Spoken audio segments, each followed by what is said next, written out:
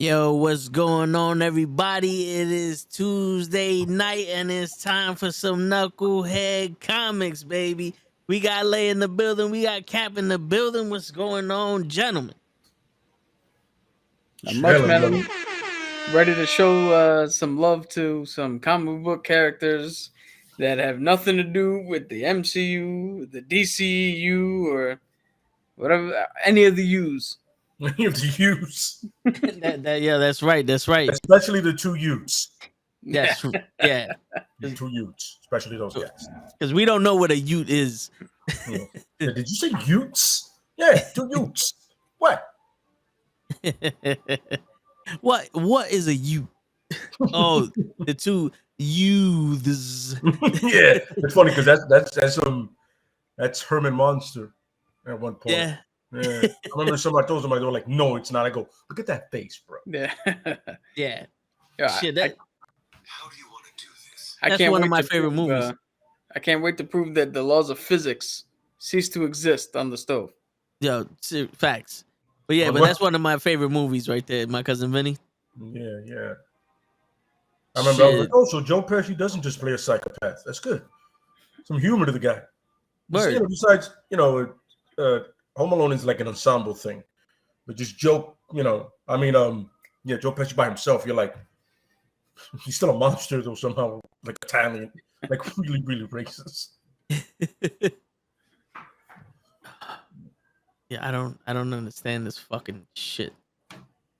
I changed the fucking thumbnail for this shit, and it's not pop. Okay. It's just, I guess it's just YouTube.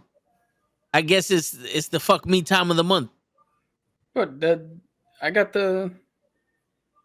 Yeah, so when I went to, All right. Because when I just looked at my shit, it had last week's thumbnail. But you know what? It fuck it. You know what I'm saying? We'll do the shit live. But yes, yes. The Knucklehead Network presents the Knucklehead Comics, and tonight's topic will be characters that are not directly in the Marvel universe and the DC universe, because we speak about Batman and Punisher and the Avengers and the Justice League all the time and all other shit. And there's plenty of other comics out there and comic book characters out there that we don't speak about a lot. Mhm. And I think I have a comic that's just as popular as them, but I'm like, for some reason I got deep into the whole lore of the shit, so I'm interested in that shit now. But yeah, who do you guys have? Like, I'll let Cap go first. I got some. It's kind of a comic, Saturday morning cartoon I grew up kind of thing. But all of those eventually somehow at one point or another became comics. Just Yeah. They're like, yo, toys, TV show, comic books. So, yeah, you know what I'm saying? Yeah, I got three, all deeply, well, yeah, it's deeply personal. I mean, comics are deeply personal for all of us, but three that are, the three for me outside of everything else. How do you want me to just name them now, or? Yeah, might as well, Yeah, so I'm going to be touching on The Crow. I'm going to be touching Favorite on movie of all time? I have a little bit of show and tell, but I'll be touching on my boy Green Hornet. Nice. Hornet. And I'll be touching on America's Heroes, G.I. Joes. Okay, there you go. There you go. Joe. It's funny because I got one of mine is a G.I. Joe. It's my favorite. So that's fun. Oh, nice. Which one is it? It might be the one I'm talking about too. Beachhead. I absolutely love good. Beachhead. All right. So it's not. Okay, there you go. Yeah. It's funny because I remember Cab saying he liked Beachhead too, and I was like, oh, I don't know how he wasn't hot in all those missions in that gear, but whatever. It's not for me. Beachhead and Flint are my favorites, but I have an actual recommendation for people who love comics and G.I. Joes that it's not those two, but I'll get into it. Word. So who you got, Lay? Well, I kind of took, because I've never been the person that likes the main guy most of the time of anything. I'm kind of like, the person who kind of like just they asked to come along and he's like, well, I'll show up. Fuck it. So Casey Jones is one. I Okay. absolutely love Casey Jones because I mean the man literally has sports equipment, beat the shit out of people. It's hilarious. And a ski mask, and nobody said anything wrong about that. A hockey mask. Sorry. I know some people are really big hockey fans, and they're like, it's a hockey mask, dude. Don't cancel me. But I don't care. It doesn't matter. Beachhead, like I said before, definitely a big, massive fan of Beachhead. He's a drill instructor, so it would make sense. I've trained people. And the last, well, there's two more. But the last one is a surprise. And then, believe it or not, the last one is Man at Arms from He-Man. Oh, nice. Again, Nice. if anybody doesn't see the theme going there, if you don't understand how that goes, yeah, you know what I'm saying? It's like he's the badass that people go, he's always who he is. He doesn't need to be special. So I appreciate that. Dude, that Man at Arms, that's all right. Oh man, everybody like, hey man, He-Man. I was like, that dude has a mace and he's rolling with He-Man. He's always in his gear. That man is always ready for war. You know what I mean? I'm with that dude. Yeah. Word. Okay, all right, nice. So I went a little bit on the other direction here. And first off, everybody that's watching, appreciate you stopping by. Don't be afraid to write in the comments. Don't be afraid to like and share all the other bullshit. In the comments about comics. That's right. If there's anybody we haven't mentioned or haven't got to, put them in there. We'll talk about them because my guys know everything about everything. Don't fuck around. So my characters is actually based off of the Star Wars, right? So I have Darth Vader because there's a comic run that I heard about that I was like, yo, this made me like Darth Vader a lot more than any of the movies could have. Is it the new one that he's on now? That he's looking for Luke? Is it the one that he's looking for Luke? No, it was like his when he just became Darth Vader and the clones are still there when they didn't transition over to stormtroopers. Yeah, because there's a run he's doing now where he's looking for everybody responsible for keeping Luke away from him. Yeah. And he's just like he gets on a planet and he mows down an army. It's an army of armed men, and he's on some. You don't have enough. Damn. You should probably get people. Slaughters all of them. It's like 500. I know 300 men just came, son. Damn, I haven't even heard about that one. That sounds crazy. It came out, I think, very beginning of this year, or late last year, and it's really good. And they have a good Boba Fett one too, where he actually looks like a badass, not like in the show. Yeah, like people see him and go, "Oh shit, that's Boba Fett!" Like, hey man. You know what I'm saying? Yeah, yo. Fun fact: I got the information wrong when we was watching Book of Boba Fett. Mm-hmm. Boba Fett did not capture Han Solo. Vader did. Vader put him in the carbonite and gave him to Boba Fett because Vader was trying to lure Luke in, and when he was done getting Luke, he said, "All right, Boba, you can take this motherfucker. I don't need him no more." And they tested him in the carbonite. Yeah, it wasn't. I think at one point Jabba hired Boba again. Yeah, because Jabba put a bounty on Han Solo, and Boba was like, "Yo, Vader, what's going on? You need this nigga. I'll work with you," because Vader was looking for Luke, and he hired mercenaries to find Luke. So when they captured Princess Leia and Han Solo, Vader was like, "Yo, we're gonna capture Luke and put him in the carbonite," and they're like, "Yo, he might die," and Vader's like, "Fuck it, then test Han." And Boba's like, "Yo, my man, I need him alive." He goes, "I don't give a shit. If he's alive, take him. If he's not, well, my bad." You know what I'm saying? It's like, fuck it. So that's how he got in the carbonite. Boba in that fucking movie series did jack shit, and I don't know how he became the baddest motherfucker on the planet. You know how? Just like Lay said, there's a comic with him being badass. Mm-hmm. The books, all the extended universe shit they did in the books, where people other than George Lucas got to expand on characters. That's how he became badass. Okay, okay. And there's a guy that I was listening about. I was doing some research. Dark Revan. I don't know if you guys are familiar with him, but yeah, that's somebody that part of the Old Republic. Yeah. Well, like the Knights of the Old Republic. Yes, his story is crazy. I was gonna touch on the Toxic Avenger, but the only information I got, from what I could do, was my man was just in like toxic waste, turned into a fucking freak and started killing people. he's a hero. he's like the RoboCop of toxicity and shit. Yeah. He's like if the dude that got hit by the toxic waste in RoboCop was Yeah. a good guy. Yeah. And I was yeah. like, we can't really talk too much about that, except for the fact that after like 17 movies, they're like, all right, we're not gonna get any more fans. Let's make this a cartoon yeah. for the And the kids. fun Let's make part this is our movie cartoon. They're gonna make another movie now. They're making another one now. Oh I shit! think it's for either Hulu or Netflix, I think. But they're making another one. And then they want to do that and make a series. Okay. I want to see how they do that. I mean, listen, I have faith in them now than I did before. You know what I'm saying? Like with the technology and the writing, because a lot, the TV shows have good writing. Is They do. some of the actors' choices aren't the best ones, but the TV shows have some good writing. I think I know where he's gonna go with this. So Nah, yeah, but yeah. So, which one of y'all want to start first? all right.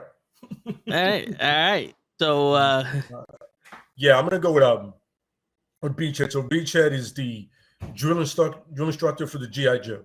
So he trained all of them to be, America's elite fighting force.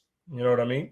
yeah, But you hear his accent. You can tell he's like deep south. I forget exactly where he's from, but I know is that the moment I saw him when I was a kid, I was like, that's an interesting getup for a dude that's And most of the time he's training people. He's like in the desert or in the beach, and I'm like, you're not hot in that thing, bro. If you ever see the picture of Beachhead, he has pretty much like a ski mask over him, a green ski mask. Green, almost hunter green. He has pretty much bullet clips right in front of his chest, like that. Then he has army fatigues, and that's like a black vest. And it was always to me is they would only ask him to go on missions, like when they needed everybody. He wasn't always there to, and he was training for the G.I. Joe movie. He was training Flint's brother. Yeah, there you go. There you go. Okay. That's a way cooler version than the one in the 80s. Yeah. But yeah, you know what I mean? And in the movies, he was training Flint's brother. And he told, Hawk's brother, he told Hawk, listen, he has all the potential in the world, but he's a little smart. As he goes, well, Beachhead, you got to do what you got to do. You train that out of him. And it goes, say no more. You know what I'm saying? So the whole call upon when needed and the fact that he's a trainer to all the G.I. Joes is one of my favorite parts of it. It's like, you're that good because you went through with Beachhead eventually, especially the new recruits. Or at one point, I trained with Beachhead. You know what I mean? Like him and Snake Eyes would have hand-to-hand combat all the time. You know what I'm saying? He would learn. Snake Eyes would learn. So, yeah, Beachhead. Look it up. You get a chance. Then, of course, like Cap's going to touch on, they have comics because it went from an action figure to cartoon to comics. Of course, the toys. We all know the toys. So. Yeah. You know what I'm saying? So if you guys get a chance, definitely check Beachhead, man. And if you can find the figure, good luck. It's worth a lot of money, I can imagine. He's gonna come back for $4 million. Like, this is what I went for when I sold it. It's how worth. much? I said you're gonna walk away, come back with $4 million. I'm like, this is how much it's worth. Exactly right. It's worth this whole briefcase full of money. Right here. And if anybody got it. Shit. Okay. Yeah, All right. Shit. I remember from the cartoon, the G.I. Joe movie. Beachhead was, with them training in the pool, and the black guy is like, I could go all the way. The basketball player all out of uniform. Yeah. It was weird. It was weird. Like G.I. Joe didn't have any uniform regulations whatsoever. Like, come as you are. Yeah. They were like the fucking X-Men. Yeah, Like, yeah. you just show up in your own shit. Yeah, absolutely correct. Just show up, man. As long as you're skilled, we got no problem. That's it. We got a Ninja Knight over here with the visor. I mean, might as well bring everybody on. Right. And then, Shipwreck was clearly Ryan Reynolds, but nobody wants to admit that. It's like Ryan Reynolds in Blade Trinity. I was like, that haircut looks very familiar. Yo, you gotta love Roadblock. The only one that just Cobra's down. It's time to take him out. We gotta like he just rhymed this whole fucking shit. That's why I didn't like The Rock in it, because he only rhymed once. He did a Jay-Z line. Mm. Roblox rhymes all the time. Word.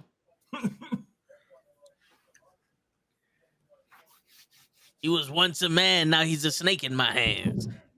You know, they always shit, man. That's the problem. That's one of the problems when they try to make shit into movies. It's like, you know, either keep the core, keep the core of it, or just fucking change everything. Here's the thing: as those movies are not, you know, good movies. Let's just keep it real. Snake Eyes wasn't good. 100%, bro. I agree. Right. The second G.I. Joe one was a little bit better than the first, but it's still not good. Mm-hmm. That's only going to compound worse if you have a character that rhymes every fucking thing everything he says. That only works in a cartoon where people are like, well, obviously this is not real. Well, shit. You could make anything fucking possible. I mean, everybody named Black Dynamite. You know what I'm saying? Yeah. Like, you can make anything possible when that's the point of it, though. yeah, but the thing about this shit, man, they made a fucking movie, Renaissance Man, where some kids that weren't passing the basic fucking training got tutored by a fucking a salesman, pretty much a marketer guy that had just had that level of education that he can teach. They were teaching them Hamlet, and then they pass.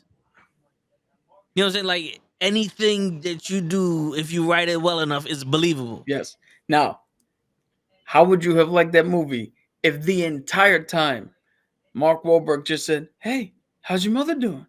Say hello to your mother for me." This is amazing. Like, if he only said the same shit over and over again, or his whole shit was just one note, you'd have been like, "Yo, this movie's fucking garbage." Hold up, Mark Wahlberg. It's all one note. It's all one note. The only difference between him then and him now is his age. So let's not do that. Put a southern accent to it. He's like a rooster with an itch. You know what I'm saying? He's like a rooster with an itch. Shit. But yeah, man, it's like anything can be believable. Once you go into it already saying, well, it's not going to be believable that a guy fucking rhymes, you can't make it believable.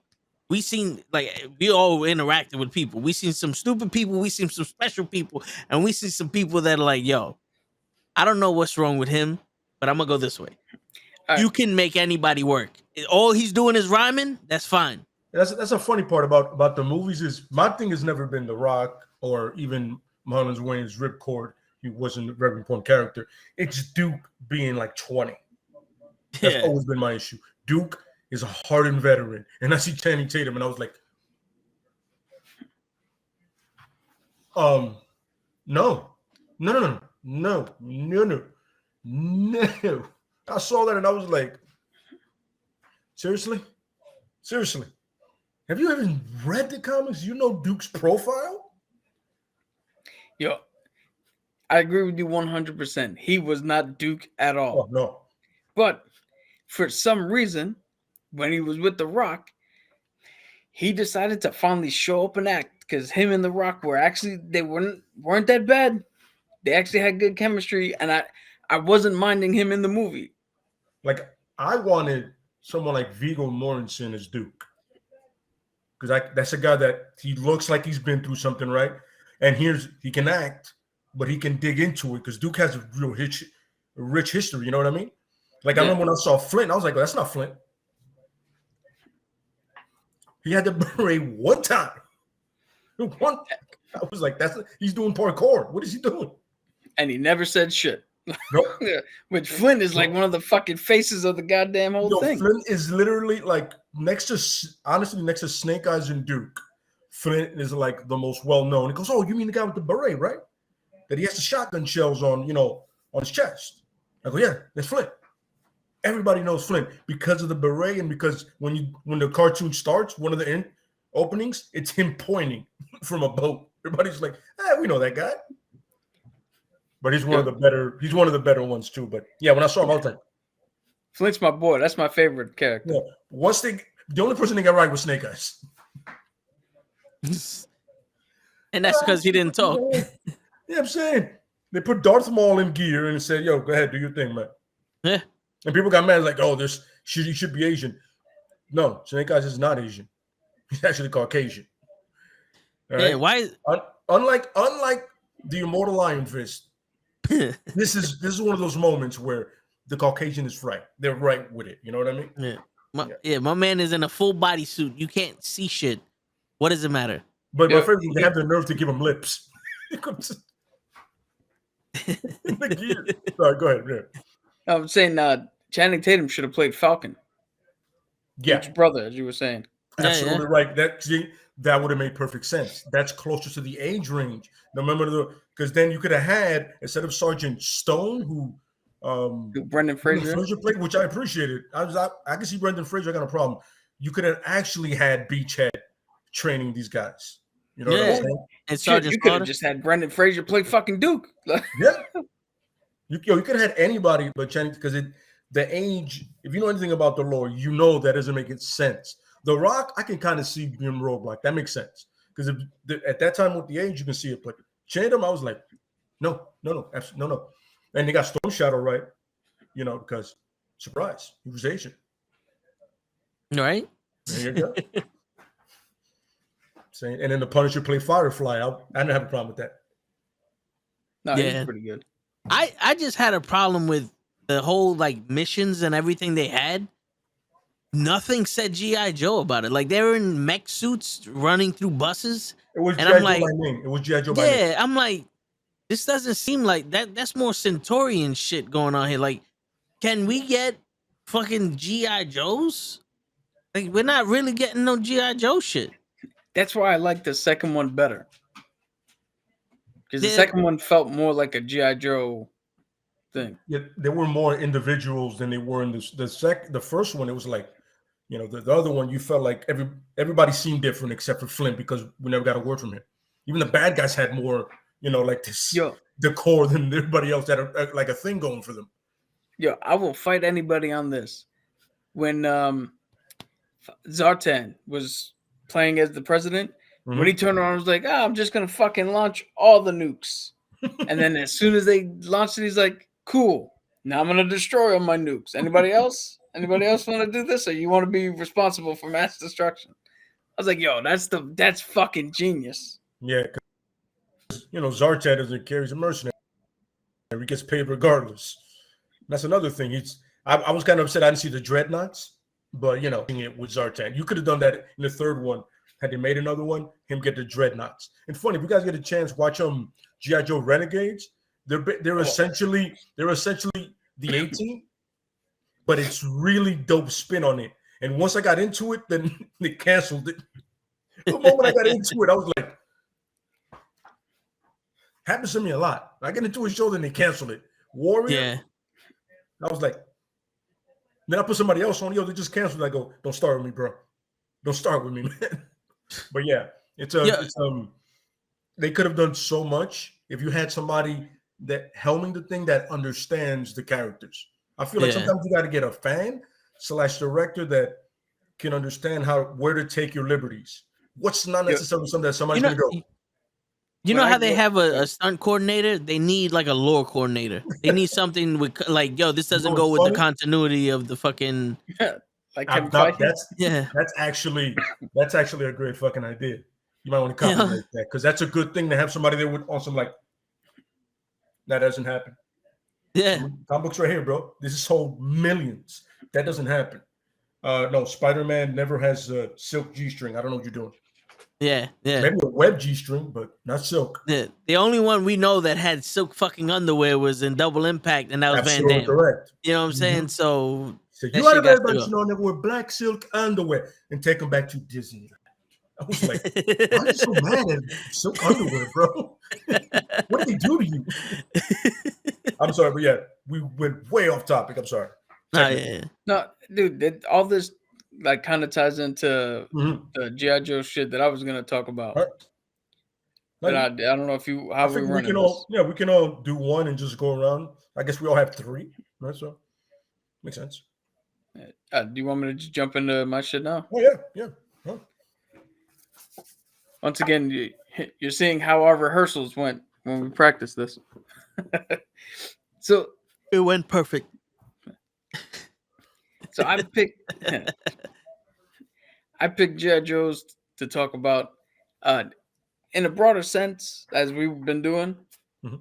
But I'm picking out one thing that I'm recommending to everybody.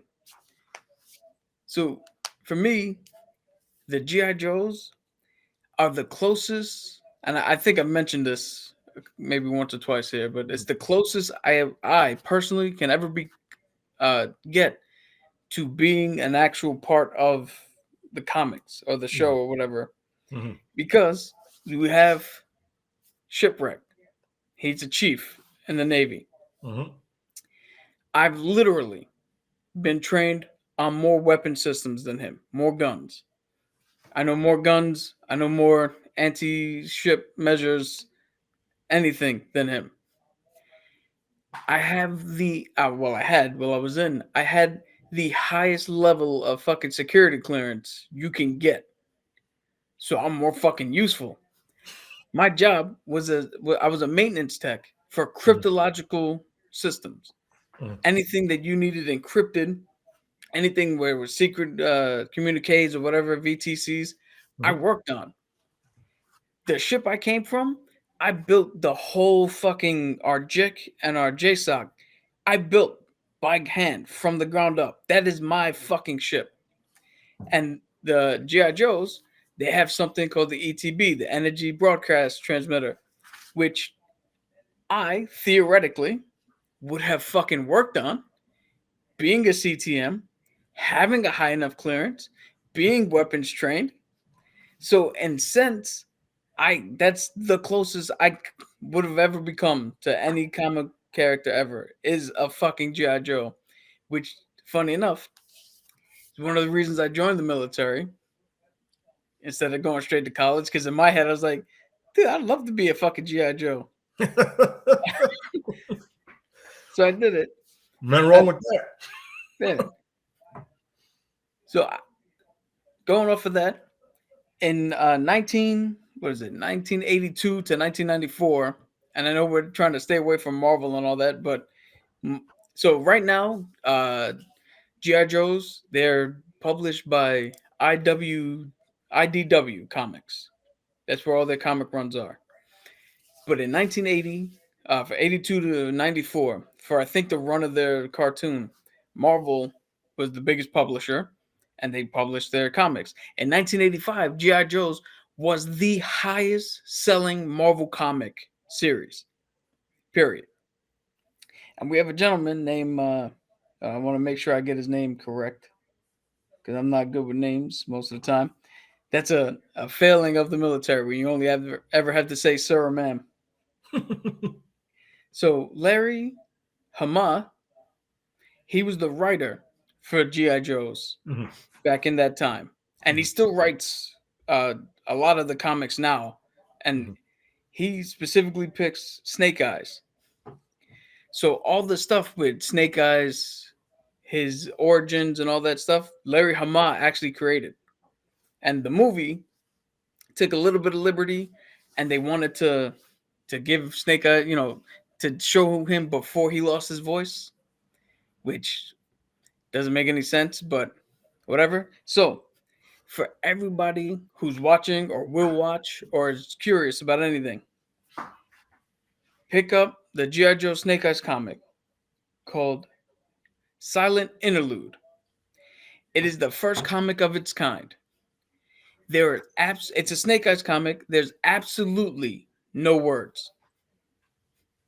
It's all just drawn panels, and you just follow the action. It is one of the greatest comics you'll ever read, or not even read. It's one of the greatest comics you'll ever experience in your life. I think And I it's think all you just about found the Snake Eyes. perfect comic for show. Yeah. Yeah. And it's funny because you could take a medium like comics, put no words to it, and come up with something great. They could have done something excellent with Snake Eyes. Mm-hmm. And the funny thing is that this is how stupid Hollywood is. They think, oh, we need a big name. So you get Henry Golding. He's was the flavor of the month. Mm-hmm. but you put him in a character that is, for all intents and purposes, nameless, faceless, speechless, colorless. It could be anybody behind that mask. And then you give him a name and a face and a voice. Mm-hmm. And now we're expected to, this is the problem. We're expecting that Henry Golden, with all his charisma and his charm and his, all that shit he has, his swagger, he's going to put on a mask for, the next 8 movies and not say a fucking word? Yep. And you're going to pay him to cover his face and not say a word? Because this isn't... Snake Eyes is almost like a pure Mandalorian. He does not remove his fucking mask. Ever. So you overpaid this dude to come in here to do one movie to put a stuntman in the rest?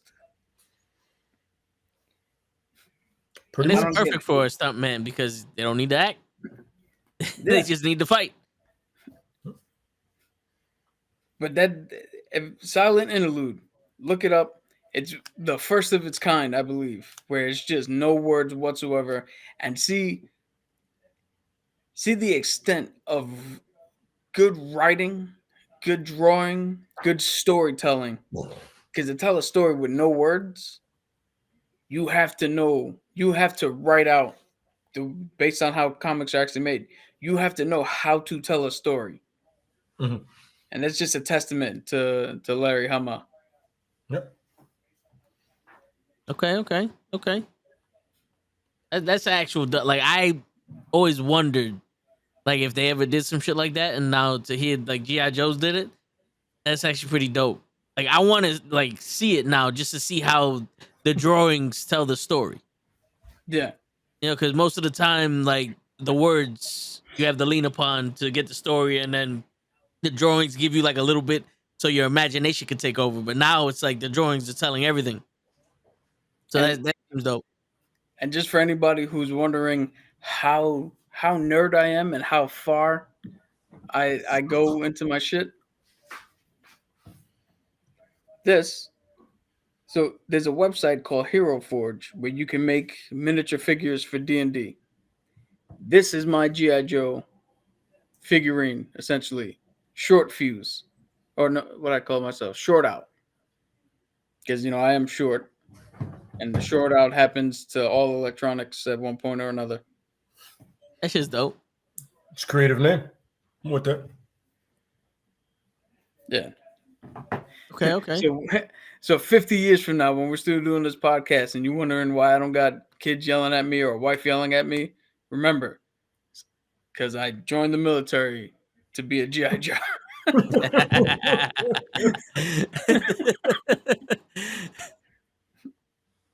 Shit, okay. I'm gonna do Darth Raven first because like his story is before Vader's, and it's gonna sound a little similar. And Vader is like one little thing that I want to talk about. And Revan is kind of like his whole arc. So Darth Revan is a Jedi Padawan that was taught by his master that had unconventional ways of teaching her Padawans, and eventually turned to the dark side. But before she turned to the dark side, Darth Raven was mastering everything she taught him like instantly. He was a savant pretty much. And when she turned to the dark side, he went to different masters to learn, because it was like, you got to become a knight somewhere. But every time he went to a different master, he mastered everything they taught him. So he would go to a different one. And the council was like, yo, this kid, like, there's something, like, he's too powerful. He's learning too much. Like, there's something wrong with him. But eventually he became a Jedi Knight. And he, as a Jedi Knight, he would go around doing this thing. And he actually went to his original master, who was on the dark side, for advice on how to get out of the Jedi Council, because he didn't agree with the way they did things. So he made a group of young Jedis to go around and like do their own thing pretty much. and there was a Mandalorian war that was fighting, and he felt like, yo, Mandalore is trying to take over the galaxy. We need to step in. And the Jedi's was like, nah, we don't do that. He's like, yes, we do. This is the perfect reason to jump in. So he goes in with his crew, and they starting to fight the Jedi, the Mandalorians. He has this mask, and one of the Mandalorians he tore down. He took the helmet from him and put it on and said, "I vow to never take this helmet off until the Mandalorian are destroyed." He's so good as a Jedi, he actually killed the Mandalorian Supreme in a singles combat. Like he took him down, and Mandalore actually respected him for his power and how how bad he was. He had a friend, I forgot his name. I figured out, but him and his boy, another Jedi, they took down one of the Siths, and then he eventually turned to the dark side because I forgot. All right, so he went to the dark side. Let's just go to that part. And he knew all of the Jedi's tactics. So every time the Jedi and the Republic would go somewhere, he would instantly defeat them because he knew everything they were gonna do before they did it. And he got to the point where he was assassinating governors and replacing them with his people. He got he trained in like a group of Sith lords to go and kidnap Jedis and convert them to the dark side. With all that being said, his boy goes, "You know what? You still a pussy. You ain't bad enough to run the Sith." So they got into a fight, and he winds up cutting his boy's jaw off, and now he has to have a prosthetic jaw. And while that happens, the dude like shoots his ship down, and one of the Jedis that was captured was a good friend of Darth Raven's. So she saved him and bring him back to the Jedi Council. And they're like, yo, this kid is too strong to kill, and he's the only one that can stop the other Sith Lord. So there was like 7 Jedi that they used their powers to erase his memories of him ever being a Sith. So he went from being a Jedi to a Sith Lord to a Jedi. And they retrained him as a Jedi, and he went to go fight his boy, wound up killing him. But his memories started coming back. And he went to go train, like he went to go find out what happened to him. And the Sith Lords like try to kill him. And he's like, his memory, like they actually did kill him. But he was so one with the Force that his mind fractured, and he came back to life with two different minds. Like he was like Superman, the red and the blue one, where one side of his mind was to the light and the other side was to the dark, and they were both equally as powerful. And he's like, yo, I'm not stopping until I kill this motherfucker. And like he's a fucking Jedi Sith right now. With like that's how powerful this fucking guy was. He had a purple lightsaber and a red lightsaber. That was his 2 lightsabers. That's how he rolled. And then eventually, when he went to go attack the Sith Lord, all the Sith came and they wound up killing him for good. But because of him, that's when not Sidious, but the other one, Malik, Darth Malik, I think his name is. He created the rule of 2 for the Sith Lords because of him. Because he tried to convert everybody to be a Sith. So it was the rule of 2. Now it's Master and Apprentice Siths, and those are the only Siths that you can have. But like, I heard that shit and I was like, yo, my man killed the Mandalorians, became a Jedi, a Sith, then a Jedi, and then killed the fucking Sith and said, fuck it, now I'm both. I'm gonna be both at the same time because I don't give a shit. Darth Bane. So you're thinking Darth Bane, there you go. Darth Bane, there you go. Not to confuse with Cad Bane. Not to confuse him. Yeah, that's true. And the crazy shit is Or like Bane. This story is like, it's not canon to the real shit, but it's also like the legends. It's very brief on what they do with him. Like, he's one of those characters that are so powerful that they can't put him in everything. So it was like a specific run that he did, and I think, this is the type of shit that if they made a movie or a TV show about this fucking guy, I think Star Wars would be even better. Imagine fuck Boba Fett. We had this dude in the TV show. I think that would be dope. Like a fucking 15-part season of him. Dude, if we go back to the Old Republic, where there were Jedis and Siths and all that shit, the number of stories you could tell is fucking infinite. Oh yeah, and that's what made me interested in the Star Wars, because over the weekend I actually saw from Star Wars Episode 1 to the last movie that they did, and I was like, yo, well, it was just one of those. Why did you watch the last 3? I mean, the last 2. I apologize. The last 2. You know what's funny? You can ask Cap. Those are the 2 I hated out of. After watching all of them, because I only saw the original 3 maybe once or twice, so I didn't remember them like that.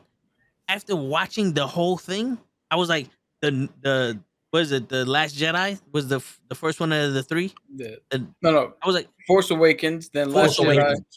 Force Awakens. I was like, this is good because it kind of matches the other 6, but it's still a huge gap that we need to know what's happening. If they made 7, 8, 9, and then like the Force Awakens is 10, and we have to go back and watch the other 3 before this, fine. But it's like this one, it feels like the other 3.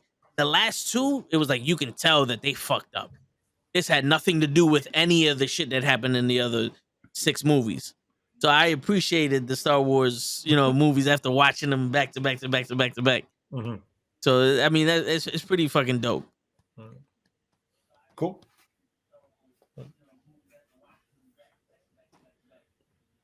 So, which one of the Star Wars movies is your favorite now? Shit, I don't even know.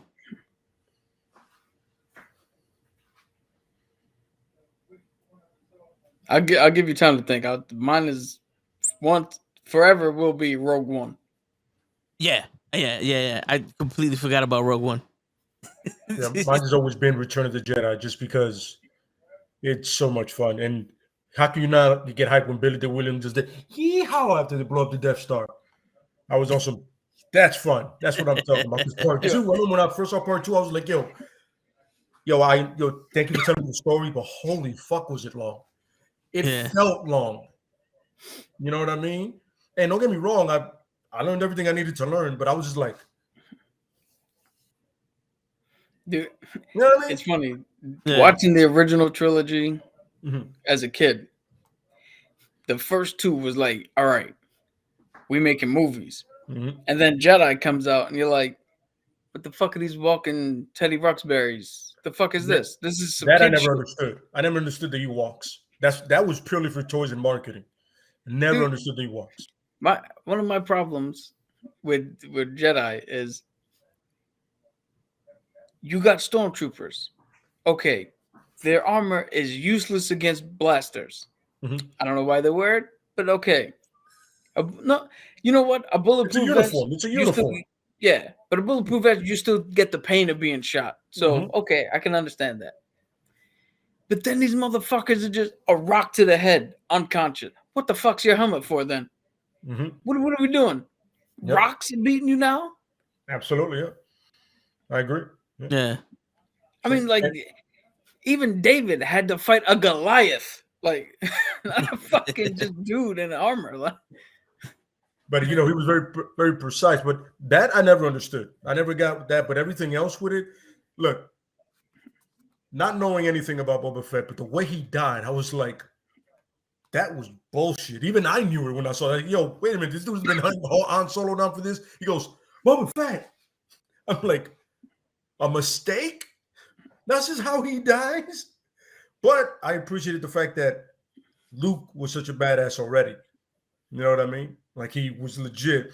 Don't get me wrong. He could have used more technique in swinging that lightsaber. There was no whatever samurai technique to that at all. He was just awesome. Yeah. Especially when he gets angry, there's nothing to it. But when we see the book of Mando, and he's on point, when we get him right at that ripe age, and we need a series of that right there when he first gets the black gear, you know what I mean? That's what we need, a series right there. Yo, give me 2 seasons of that, and then the other movies go fuck themselves. But right there, I was like, see, just because I had so much story from part two. It was like a story lag. I was like, I don't want to know anymore. Can we get to the point where they fight? Because we all knew it was leading to the father and the son fighting.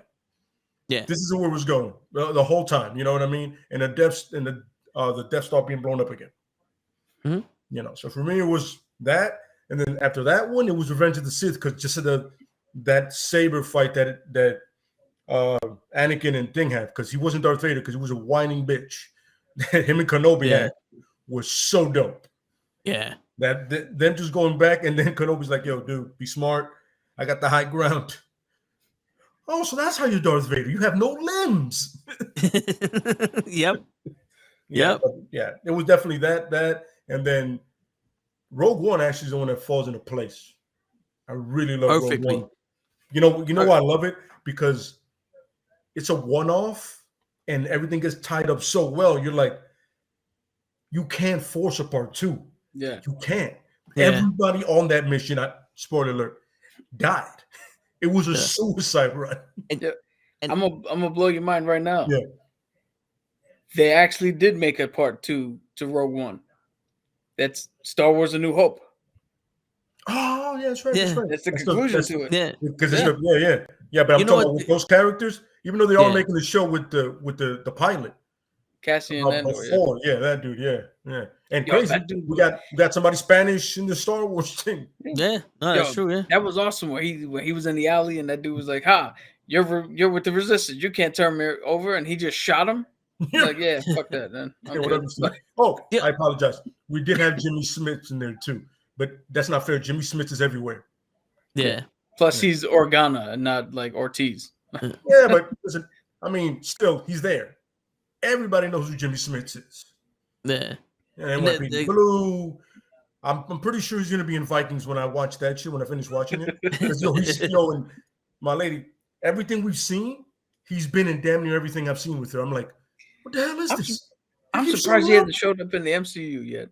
No, give it time. Yeah. He's going to be a senator or something somewhere. And for the X-Men, he could be like an older bishop or something, an older Forge or something like that. He could be, you never know, son. He still has good hair. You know what I would like to see him as? I would like to see him as Dr. Magico. Yes. I go with that one. For him to go up against Doctor Strange, Mhm. like, your magic is bullshit, man. Yeah, I'd go with that. And it's funny because it's plausible. The guy can play anybody, apparently. Senator, anybody. Yeah, and it's crazy. I saw A New Hope right after Rogue One, and Rogue One ends with the ship, and A New Hope starts with the ship, and I said, "Yo, that's almost the same exact ship in the same exact position." Because you know how sometimes it will start and the ship be like in the middle of the screen, but it ended in the left. It was like if you take out the credits and you just continuously play the movie, this is one long ass movie. Yeah. I was like, yo, that surprised the shit out of me, to be honest. I knew, but when I saw it, I was like, I saw what you did there. Yeah. I like it. I like it. There's nothing like actual continuity. Yeah. DC. Yeah. You hear me, DC? Continuity. You have something great going. Don't start over. You're doing with the movies you're doing with the comic books. Because now there's another crisis event happening. It's called Dark Crisis. Another fucking reboot. In 5 years, you've done 6. Sorry. I had to get that out. Because I saw it. I was like, again? Why can't she just go down? But yeah, anyway, yeah. The dude from Hannibal is in it, and he's a good guy. Oh yeah, Mads Mikkelsen. Yeah, man, he's in it. He's the good guy. And you're like, yo, I feel damn, he's good because I feel sorry for him. You know what's funny? It's hilarious, but it also makes perfect sense. Where he was like, "Oh, I created a flaw in the Death Star." It's like, okay, so you made one hole on this entire thing that'll blow shit up, right? On the surface, it sounds ludicrous, but in actuality, if you were gonna try to sabotage this shit, putting it one random hole somewhere makes perfect sense because they're never gonna look for it. Nope. You know what? Especially because you're the one working on it. They're like, yo, Yeah. listen, we trust his design. He's down with us. He was on some, yeah, but you guys are a little lunatic-y for me. You know what I mean? You They're know all what's like, crazy? Hey, what's this hole here? It's like exhaust vent. We need an Yeah, exhaust vent. exactly. It's for the exhaust. I think they misinterpreted the message because it wasn't just the hole; it was the whole tunnel. He said if you hit any part of this reactor with any kind of vibrational shot, like with the blast and all that, it's gonna set off a chain reaction. But in this movie, it was the precise one hole. Mm-hmm. In the plans, he shows the tunnel going down to where the reactor is. He said any part of this reactor gets hit, it's gonna set off a chain reaction. Yeah, but the foresight Yeah. No, go, one of the ways you can do it is about that big on the outside in the trench. Go, and you need specifically somebody who could shoot a womp rat. You need specifically some. Absolutely. That's the funny part. He was like, I've done this before. Where? We're gonna trust this kid doing that. Hey, yo, listen, if you have a better plan, bro, I'm waiting to hear it. And that's one of my favorite parts about the New Hope, when you see Han come in on some, and that's that great story of the scoundrel becomes a hero. Yeah. And I know that was the inspiration for Gambit. Because he has that Han Solo look on some. He's a dirtbag, but he's a good guy under all that. Mm-hmm. He said, no, don't get me wrong. He's really a piece of shit. But when you need him, he'll be there. Yeah. So yeah, I'm sorry. Yeah. And one other thing that like kind of got me mad with the three new movies is that Kylo Ren had nothing. Like he had nothing from any of his grandfather, his uncle, or his father. Think about it. Anakin Skywalker was one of the best drivers of the. He was one of the best pilots, but he was the only human that can be on that race. I forgot what the fucking I call it the Kentucky Derby, the pod races. He was the only human that ever did that, and he was one of the best. And then he turned out to be one of the best pilots. Luke Skywalker was also a very good pilot with his boys, but he just wanted to join the service, and his uncle and aunt wouldn't let him do it. Mm-hmm. Right? Which in actuality, that's his step uncle and step aunt. That's the kids of the husband that his mother married when she became a free woman. Mm-hmm. Just so people could know that. But Kylo Ren never had, and Han Solo was also a very good, one of the best pilots with the Millennium Falcon. Kylo Ren they never made mention to the fact of his ability to fly. The one thing he had right, if he was trying to be Vader, was the conflict in him with the light and the dark, and the fact that Vader couldn't turn anyone either. Vader and Kylo Ren couldn't turn anyone to the dark side. But Obi-Wan Kenobi can. Yeah. Weird, huh? That's really weird, ain't it? Yeah. Yeah. No, but I get it. Yeah. It was like Kylo Ren reminded me of, if you ever see Young Justice, the first season with Superboy, that's exactly what he reminds me of. Just an emotional pain in the ass. You're like, yeah, oh my God, he's angry again. Because also the thing is, like, they would shoot Anakin. So the crazy shit is, I've noticed Anakin is super cocky, but that led him to being unconfident and insecure of himself. Where Luke everything was so impossible to him, which when he found out it wasn't, that made him super confident. And that's when the flip-flop was. They were actually the opposite ends of the spectrum, which made the story even better. Mm-hmm. Because Luke didn't know who he was, and he was like, yo, I can't do this. And when he found out he could, he was like, I'm running with it. Anakin was like, I can do anything. And when he found out he couldn't, it broke him. You know what I'm saying? And that was crazy. But Kylo Ren was just like, I'm a child that you pissed off, and now I'm gonna go with this guy because he says he loves me. So I want to point out something though. Before Anakin becomes this is weird because if you watch the Clone Wars TV show, the cartoon, they do a shit ton of work in rehabbing Anakin and making the progression of him turn to the dark side make sense. But if you only watch the movies, Anakin is a little stupid ass kid who turns into a moody fucking teenager who I hate him. I hate all of them. Yeah. All that whole shit. Then he becomes Darth Vader, but as Vader, he learns maturity. Absolutely. Then you get to Luke. Luke is a whiny fucking bitch who can't do shit.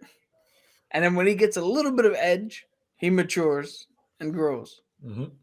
Kylo Ren, a fucking moody ass bitch who only becomes cool when he finally turns back to to the light. That whole shit where he shows up and pulls the fucking the saber out that Ray hands him through that weird force connection, Yeah. and he just looks at his boys and is like, oh, right then and there, I was like, yo, if that would have been Kylo Ren would have been a fucking monster to come out there with that type of fucking you can't touch me. Absolutely. Yeah. But they all have to. The one trait, as you were saying, that he has nothing from his ancestors. The one trait they all share is they're fucking bitches at the beginning. Absolutely. Yeah. Absolutely. And this is a fan. Yeah. Like you can ask Till in season 2 when that ship came in. You can ask him how much I flipped the fuck out and just freaked out because I was like, "Oh my god, Luke is coming." Yeah. It's funny. I remember somebody was like, "Oh, somebody texted me Mace Windu." I was like, "No, that's Luke." You know why it's Luke? How could that be me? No, dude. Trust me. The dude says a Star Wars fan. I go, "Yo, if you don't understand, if you don't know who the one person that flies that one all the time, even he literally took that from the rebellion, and nobody said anything. He was like, got my ride. We're done." When I saw that, I was like, but then and by the way, a great shout out to Filoni from the Rogue One. He did the exact same thing as Luke did. You just see the saber light up. Yep. So it's a good shout out. I like that. I was hyped when I was like, oh, I was just like literally in my room losing my shit. I'm like, oh, it's Luke. Just going to town. When I saw him crush one, I was like, oh, that's the Luke I'm talking about. He ain't kind of doing stuff. He's on some. No, See, it's crazy. Yeah. In like the legends, Luke and Vader are immensely powerful. Like they didn't even touch a fraction of their power in the movies or the TV shows. Yep. Like I said, Like, you read that comic I told you about. Yeah, You start realizing like, yo, when he goes to places, like first of all, he's there dolo most of the time. He just he rolled into a bar and there was nothing but bounty hunters, and somebody said something slick and he was on some murk them on some. I'm not here for that. I'm here for information, and then I'll bounce. But if people want to die, I got to do what I got to do. I heard that either Luke or Vader was powerful enough to close a black hole with the Force. Like that's how powerful they were in like the comics and shit. Like my man can shut a black hole if need be.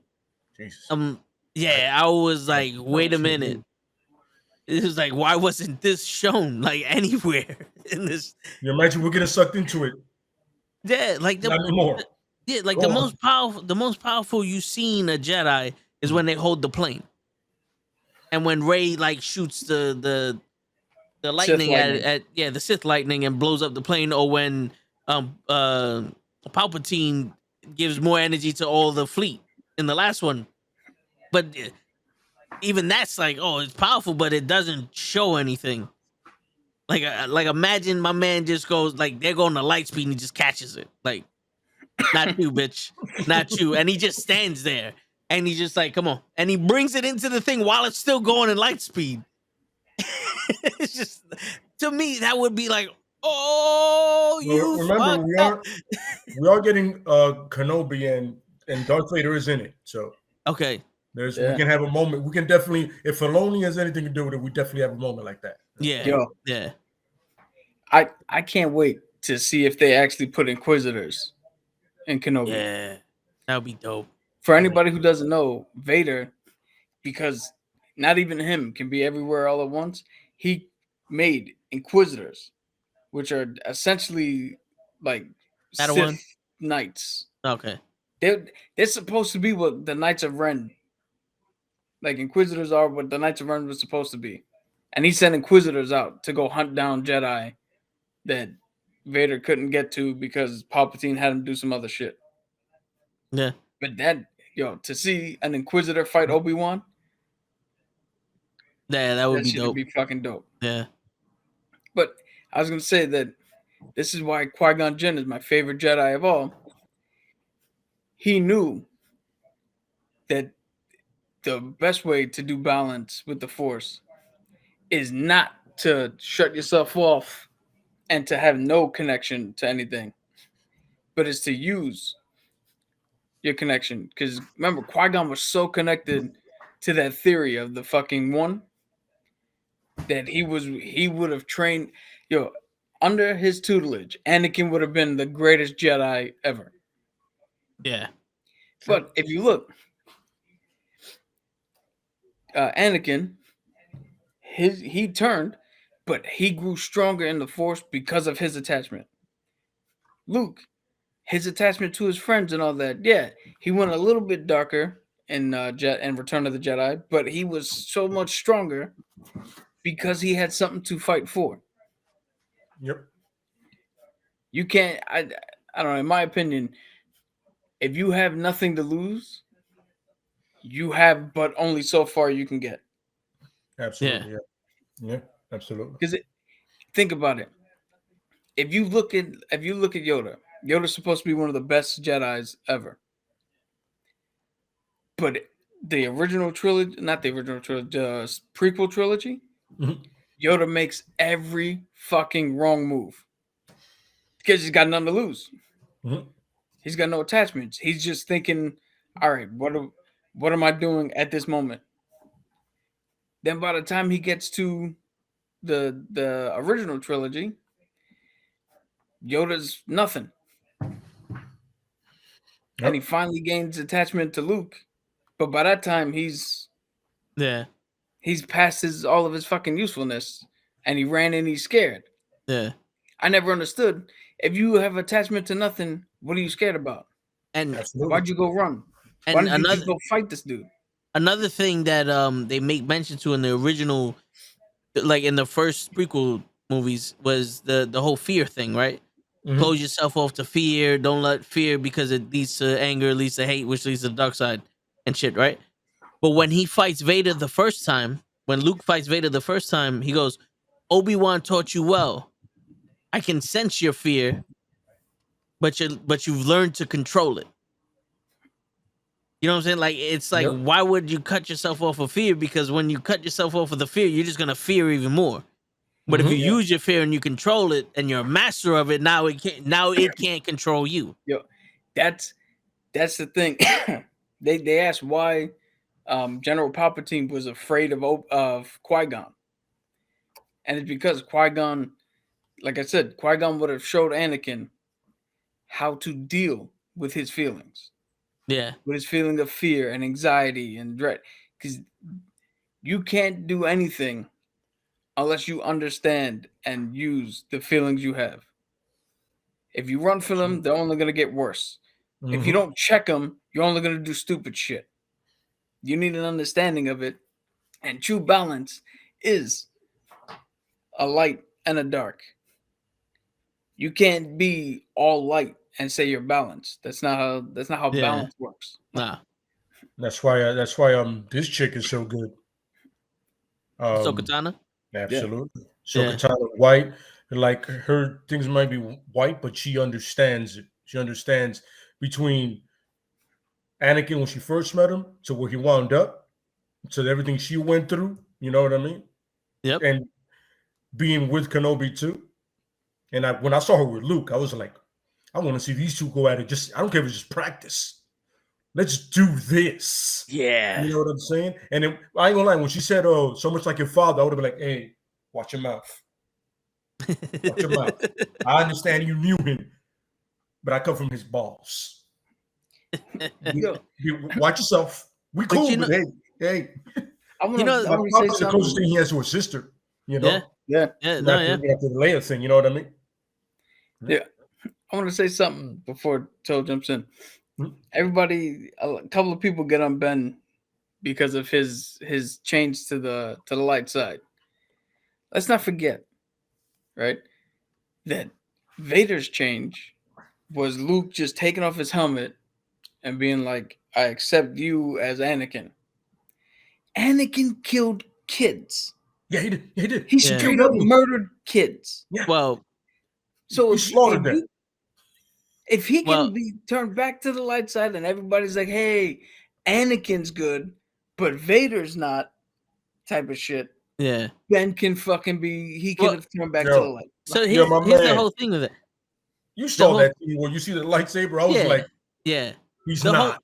The whole thing with Vader is he went to the dark side from pure unmitigated rage. You know what I'm saying? Like I used the word wrong. I mispronounced it, but mitigated rage. But it was because he saw visions of Padme dying, and he wanted, with any cost, to save her. And when he found out that his kid and Padme died, snapped. Right? But he snapped. He snapped, and when he snapped, I love he it. killed. All right, so I'm gonna go into Vader now. All right, I'll just go straight into Might Vader. as well. You're already So here. yeah, so Anakin, as we know, was the one that's gonna bring balance to the Force. He had the more metachlorians than Yoda, which at the time had like 20,000. It was more than any other person in the history of the Jedi, and he had more than I him. feel That was like, that's yo, he's that's like fast switch muscle fiber or something like Yeah, that. Like you're yeah. just that great of an athlete. You're Yeah, dumb. you know, yeah. So they're saying that he should have had a purple lightsaber because he literally could use the dark and the light together, but because he was so afraid of the Jedi Council, thinking that he was gonna go to the dark side, he shut off his connection to the dark side, and that's why his lightsaber was blue. Mhm. Because you know, when you have the kyber crystal, it connects with you and it gives you your color. Now, the original lore was there was multiple colors because they all meant something different. Mhm. But when it got down to the blue and the green, it's because the Padawans didn't have enough time to connect with their kyber crystals because they went from Padawans to being Jedi real quick, and it was either you're more of a Force user or more of an attacker. Like the green one is like Obi-Wan Kenobi, where he's the guy that sits there and thinks rationally and he protects the ways of the Force and all that other shit. Where the blue ones are like, I'm gonna be more lightsaber using and I'm more aggressive with it. You know what I'm saying? But they had like purple ones, pink ones, magenta ones, all those other ones, orange ones, all those different colors because that was your connection with the Force. That was your own personal connection with the Force because everybody was connected different. Mhm. So he blocked himself off and he got blue, and then he fell in love with Padme, and his whole attachment was he lost his mom, and when he was gonna lose his wife, that's what it was like. Yo, I couldn't save my mom from the Pikes, so I have to save Padme no matter what. Mhm. And the one thing that Vader hated besides that was like slavery and shit, because that's what he grew up with. Which was funny because he grew up as a slave that was able to do anything he wanted. He fixed things, he raced. The only thing it was like, yo, you just have to work for me and I own you guys. So Then Wait, Yeah. whoa, indentured servitude is technically slavery, No, but no. that's what the thing. No, but you what? know, Rewind that. well, You said you well, can like work on whatever you want, but I own you. no, You yeah, see, it's just it was one of the. It was like when you see it in the original, it was like this kid was running the store. He was making shit, like he was making his own pod racer. You know, he was getting money off of some shit. Like no one gave a shit. He just had to work at the store and do his things. He was an employee that couldn't go anywhere, but he literally could do anything. He was a man at that young age. no, that You he know? was. And then he became a Jedi, and it was like you're free now, but don't think about doing jack shit. You can't have emotions. You can't have You're still in the attachments. store, Batman. Yeah, you can't have emotions. You Exactly. can't have attachments. You can't have nothing. You have to go straight off of the religion of the Jedi.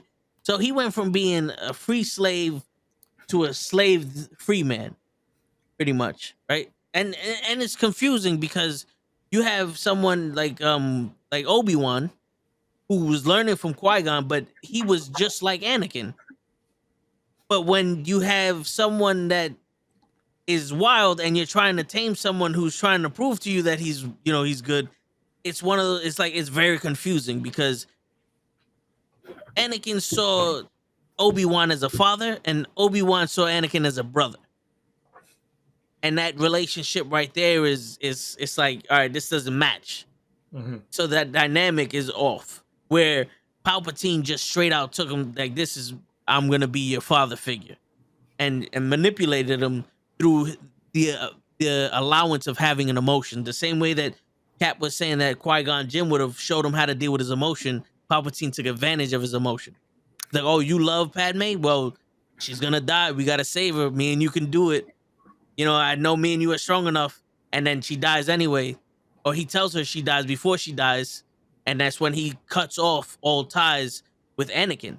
Because in the comics, and even in the movies, Anakin and Vader are two separate people. Vader saw Anakin as being weak, as a weak Jedi, and like he despised Anakin. And the comic book run that I saw was the clones right after Order 66 started working with Vader. And one of the things that Anakin stand out with the clones was he treated the clones as equals, as all the other Jedi treated them as, lesser people. Like, these are just tools that I use for the army, where Anakin treated them as equals. So there was a general in the clone army that respected Anakin so much. Like, they were like almost like brothers type shit. So that clone was working for Vader, and they would go on missions. And there was one mission that the clone got shot and it was about to die, and Vader knew who this clone was, and the clone knew that was Anakin, but they never said it to each other. They just knew based off of their strategies and their way they work together. Vader got so pissed off that this clone was dying, he literally killed everyone, his own people, everyone in that area that was attacking this shit. He killed everyone, and then took his mask off and told the clone, "I'm Anakin Skywalker." And the clone goes, "I know." And the clone dies. And that moment, he actually became closer to the dark side because it pissed him off so much that this guy made him feel so much respect, and he made him feel a certain way when he died, that he actually admitted he was Anakin Skywalker. Like, it pissed him off to be like, to admit his weakness, that he was Anakin Skywalker and that he can feel that way. So Ahsoka Tano, that clone, and Luke are the only people to have ever had Vader admit that he was anything other than Vader. And I thought that run right there, if you would have saw that dynamic in any one of the movies, it would have been like, all right, I get this now. It would have made Vader a deeper character than just the father that now I see my son lives, and then he finds out he has a daughter. He give two shit about his daughter. He just wanted to turn Luke. You know what I'm saying? Like, that was the crazy shit for me. But I think if you would have saw that dynamic, it would have been right now hoping to Obi-Wan succeeding and spinning off to a Vader thing. I'll take that any day. You know what I'm saying? Yeah. Take that any day. Yeah. I blame the Mandalorian for my sudden interest in Star Wars. Yeah. I was life was going grand, and then I saw it and I was like, motherfucker, God damn it, they did it to me. And I'm over here reading, understanding it. I'm like, yo, I can relate to some of these guys. I get it. I see where they're coming from. You know what I mean? I'm sorry. Yeah, I was just like, God damn it, David. God damn it, David and Jon Favreau. I hate you both. Welcome to the dark side. Exactly, right? It's funny.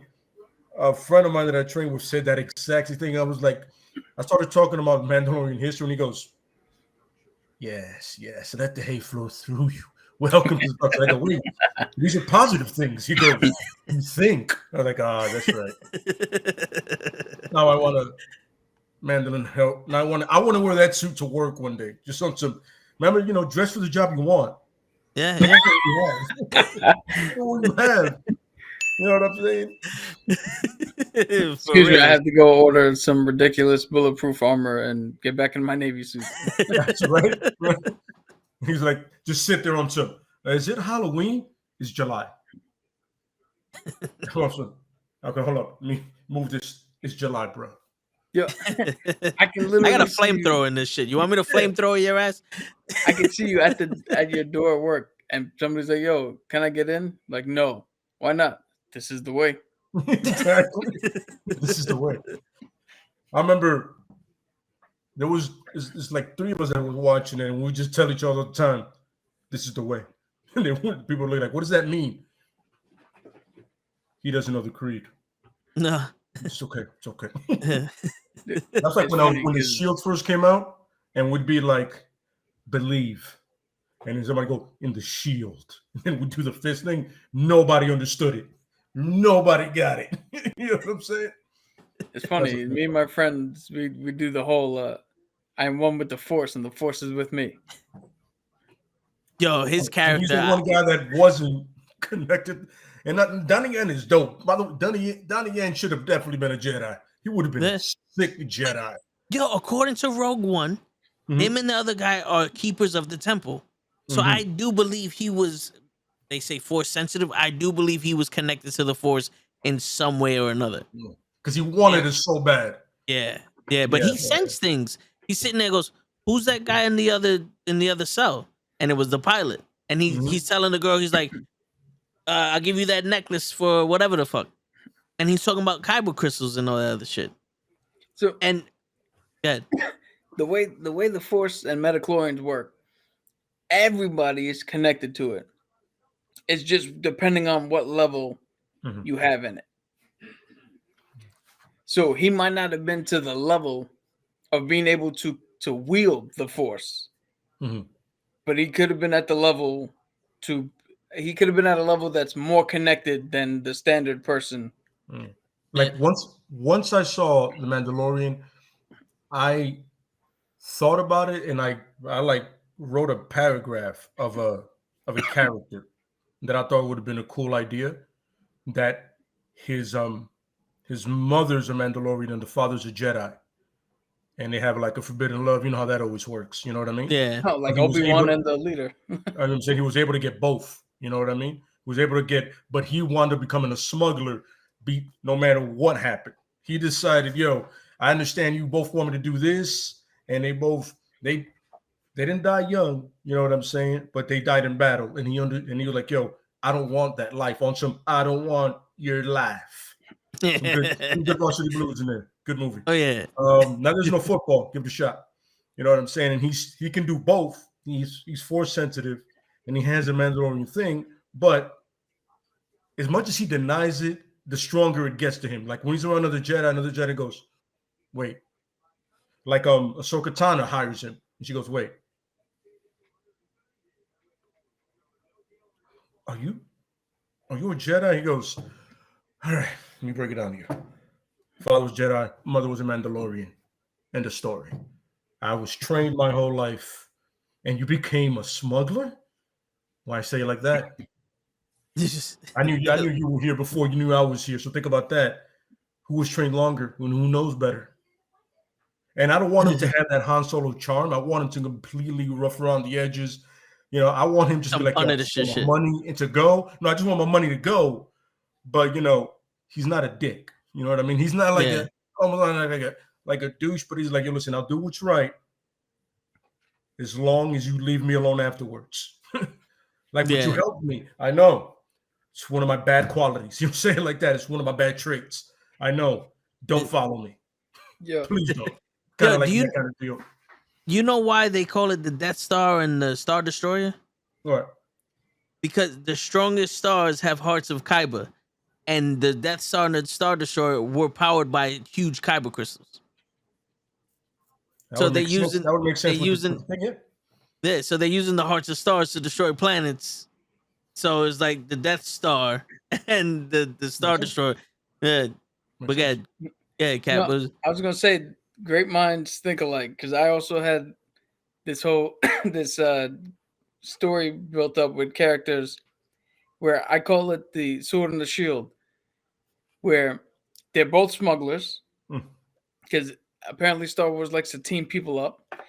So it's two guys, and they both bicker with each other worse than Lando and Han.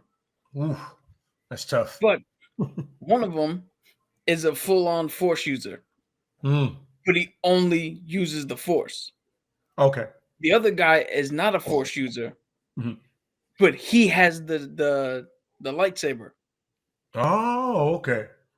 So when they fight, it's a cool thing where the what do you call it? The non-Force user is using the lightsaber, Mhm. the other guy's using the Force, and then when they have to team up and do something, he'll turn around and stop something with the Force, so the lightsaber guy can do something, Oh, and then the okay. lightsaber guy would jump in, cut somebody off. So, Mhm. and it's a good back and forth of what a Jedi would do, but it's two people doing it. It's like Because I actual like the idea. dueling personalities, actual Yeah. dueling personality. Huh, that's dope. Because I I like that. like the idea. Yeah. So people, what do you call it? Certain people had a problem with, oh, how the fuck did Finn pick up a lightsaber? Because he's not force sensitive. How did he pick up the lightsaber and wield it? And I'm like, yeah, General Grievous had like 8 lightsabers at once, not force Absolutely lightsaber. correct. Yeah. It's a fucking weapon. It's Yeah. not the Judge Dredd fucking you Yeah, need the the lawgiver. Yeah, it's not the lawgiver. Yeah.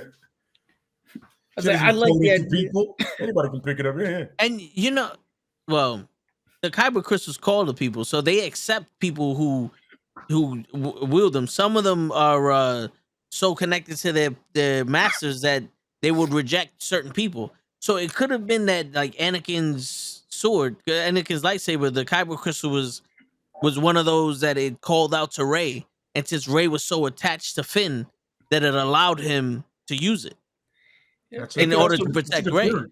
That's a it good can theory. know, also be a because- thing of the if kyber crystals do that, the fact that this dude without fear Mhm. is willing to pick this thing up Yeah, Mhm. in defense and go up against somebody like Kylo, yeah, of course, like because the story behind Ahsoka Tano getting her blades white was that she was being hunted by an inquisitor, but the kyber crystals in her blades were actually not connected to the inquisitor because she didn't fully connect to them, and it called out to Ahsoka.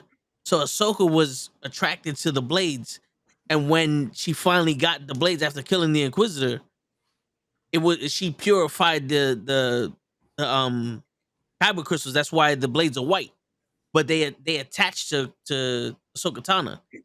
So even though you find it and allows it, still can be like, nah, you're not worthy enough for this, and calls Mhm. out to another Jedi, another Force user. So it's like a Green Lantern ring.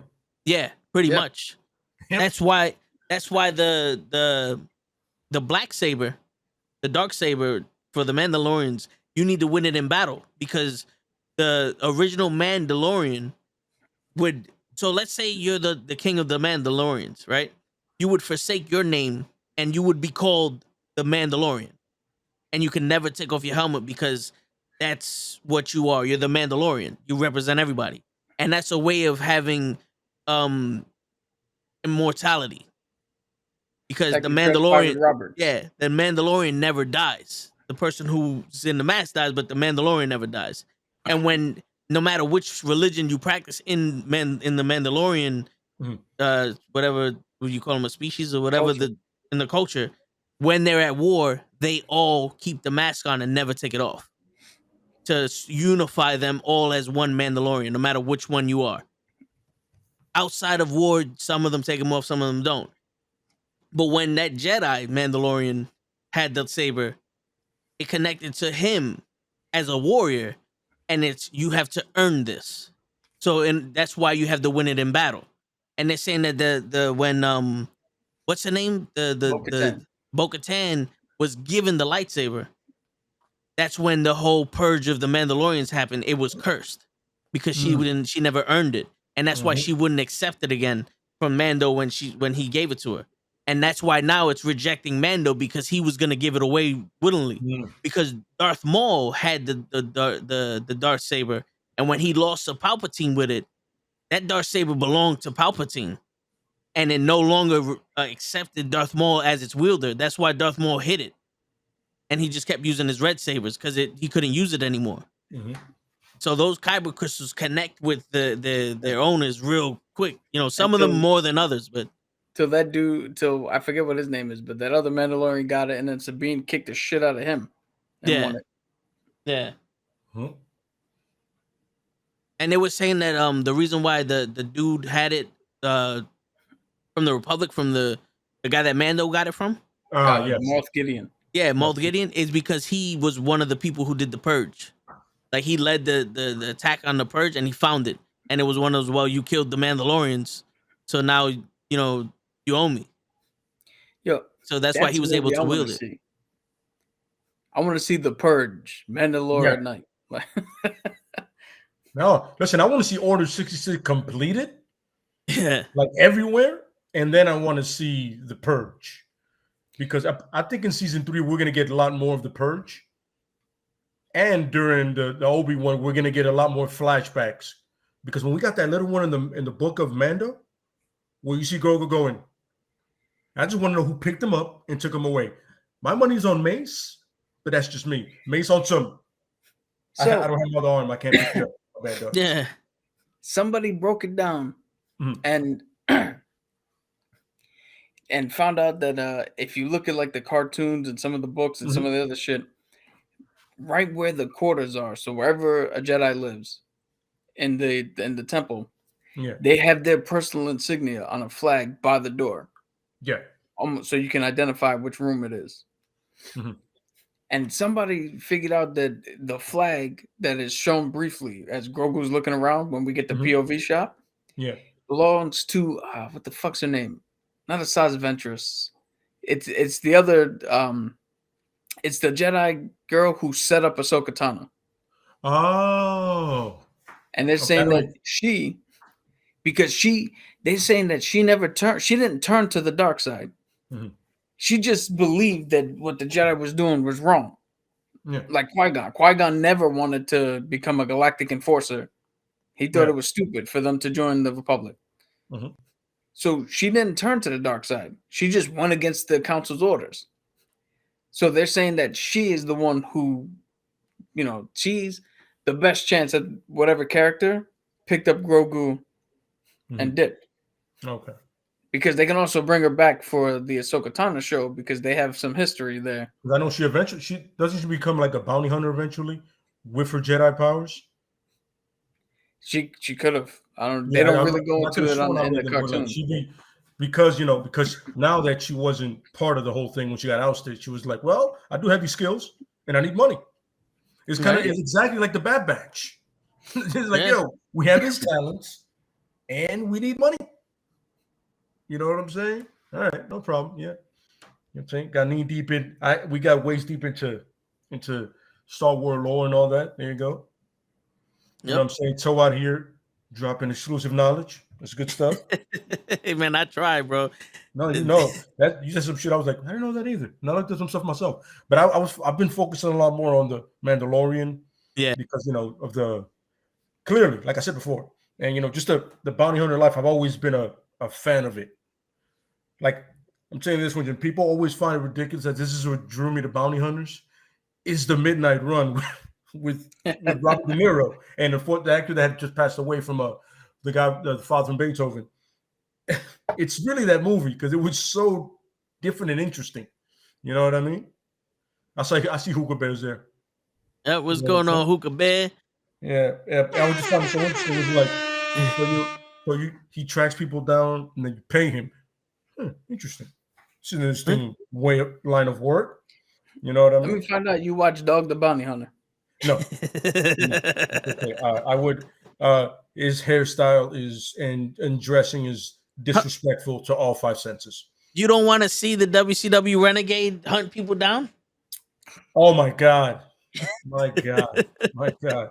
Let's hope not.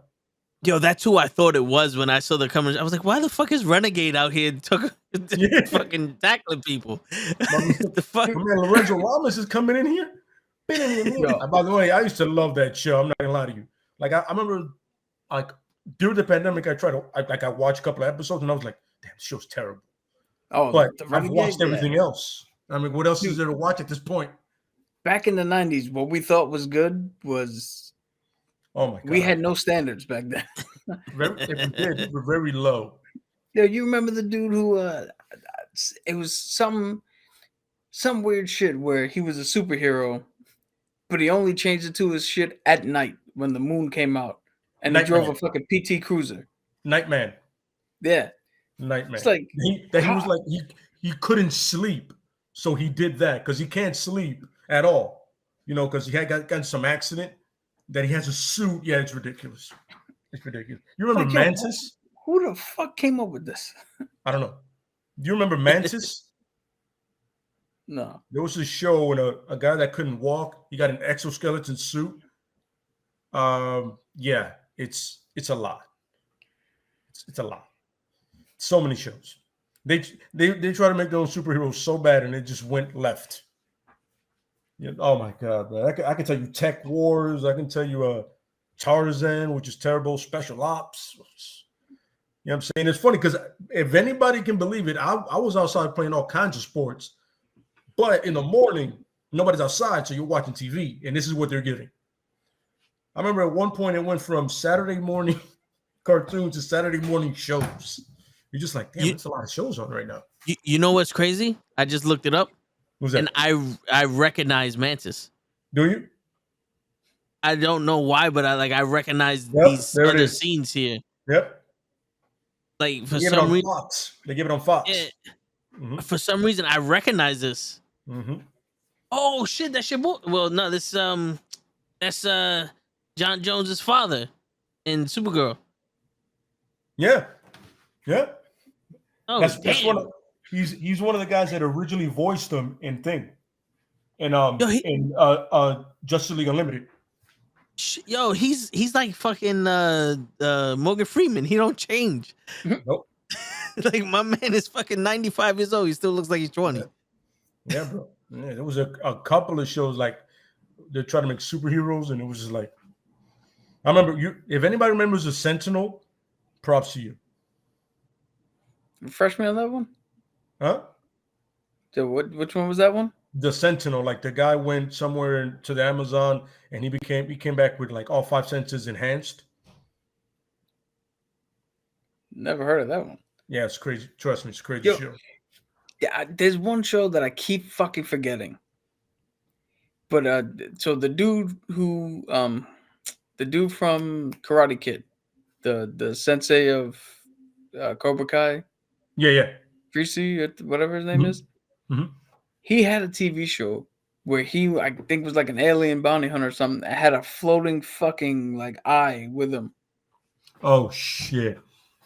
And he had the fucking. I gotta look it up because that show. I remember watching like 3 episodes. Like that show is cool, and then it never showed up again. I remember. I remember the show with American Ninja Michael Dudikoff called Cobra. But the car wasn't special. It was just him that's special. I was like, what? It's crazy. Showing our age, hard body right now. Oh yeah. But I don't give it because say this much: imagination was running wild. Yeah, so was a whole bunch of other shit. I'm not gonna get into that. Now you made it personal. No, I'm talking about for the people who created these shows. Oh no. This was full druggage. You know what I'm saying? A lot of people was high. A lot of people were high. There you go. It's called Hard Times on Planet Earth. Hard Times on Planet Earth. Yeah, and he walked around with this fucking floating eye thing. Ah. Yeah, man. Yeah, there was a lot of shows like that back then. You know what I'm saying? Yeah. 1989. I remember they had a show that I used to love. It was Vanishing Sun. I used to love that show. It was about 2 brothers that escaped China after some shit. Then they were blamed for murders here in the U.S. And one had no idea how to fight, but he joined a gang, like the mob here. And then the other one we could throw down. The other one was actually the bad guy in Romeo Must Die. Russell Wong, if I remember his name correctly. Yeah. Now Wait, that guy's gonna be a star. I forgot that's his not name. that's not the dude from Only the Strong, is it? No. That's Mark Dacascos. No, that's somebody else. He was Okay, he was okay. actually in, ironically, to Captain, he was in The Crow Stairway to Heaven, the show, the TV show The Crow. Which I didn't have a problem with it, but I was like, still. No, that show was better than people remember. Oh, no. Did they give it to you? Yeah. Oh, yeah. Who's got the next contestant on This Is Your Life? Yeah. Which is, again, another show where they literally brought you out and like, hey, you remember this lady from 5th grade and this gym teacher and this person. Yeah.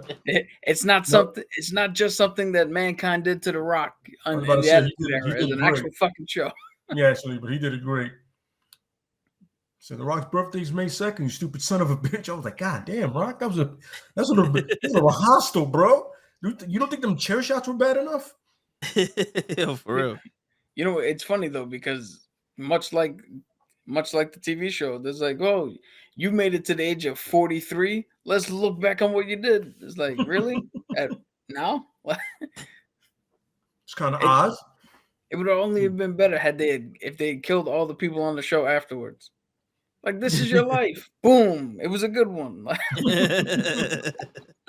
Bye now. All right, so which one of y'all want to go next? I did my two, but I'll do Casey Jones. All right. So if anybody's not caught up with Casey Jones is a vigilante that often works with the Ninja Turtles, best friends with Ralph, and is pretty much the only love interest of April O'Neil. Lucky bastard. So Casey's little backstory, which is fun, tragic, but makes sense, is he worked in his father's auto shop, right? Casey's name is Casey Brendan Casey Jones. Don't ask me how that happened.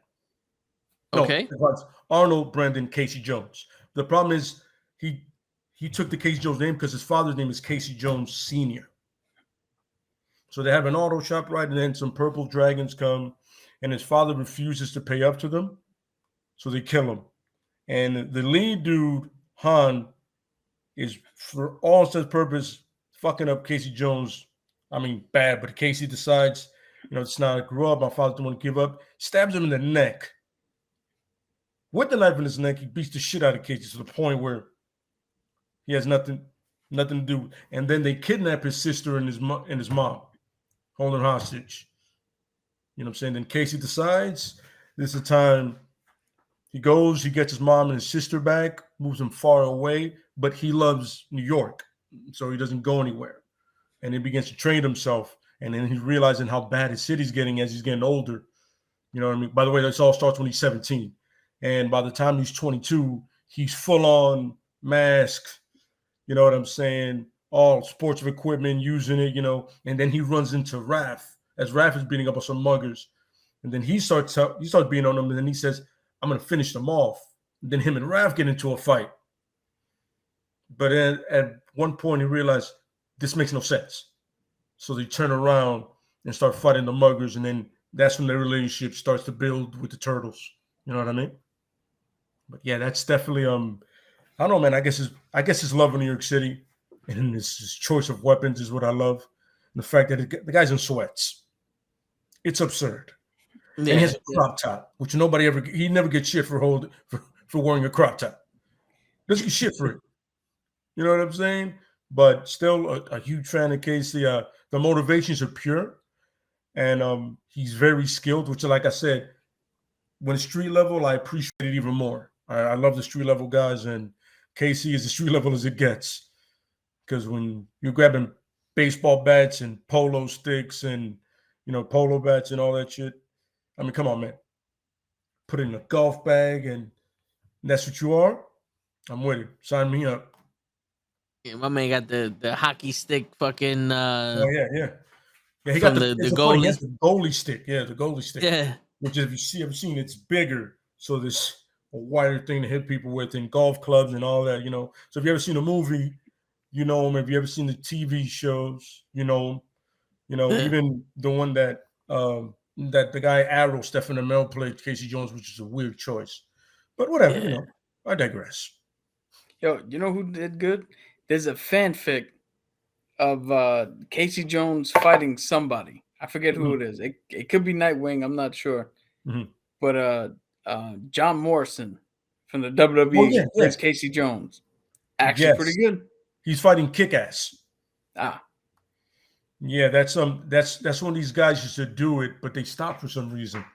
I used to love that stuff because they used to have all that. I remember it was Nightwing versus Winter Soldier in one of them. I was a big fan of that. the Wolverine versus the Predator. Yeah, Wolverine versus Predator, Wolverine versus Wonder Woman. That one was cool.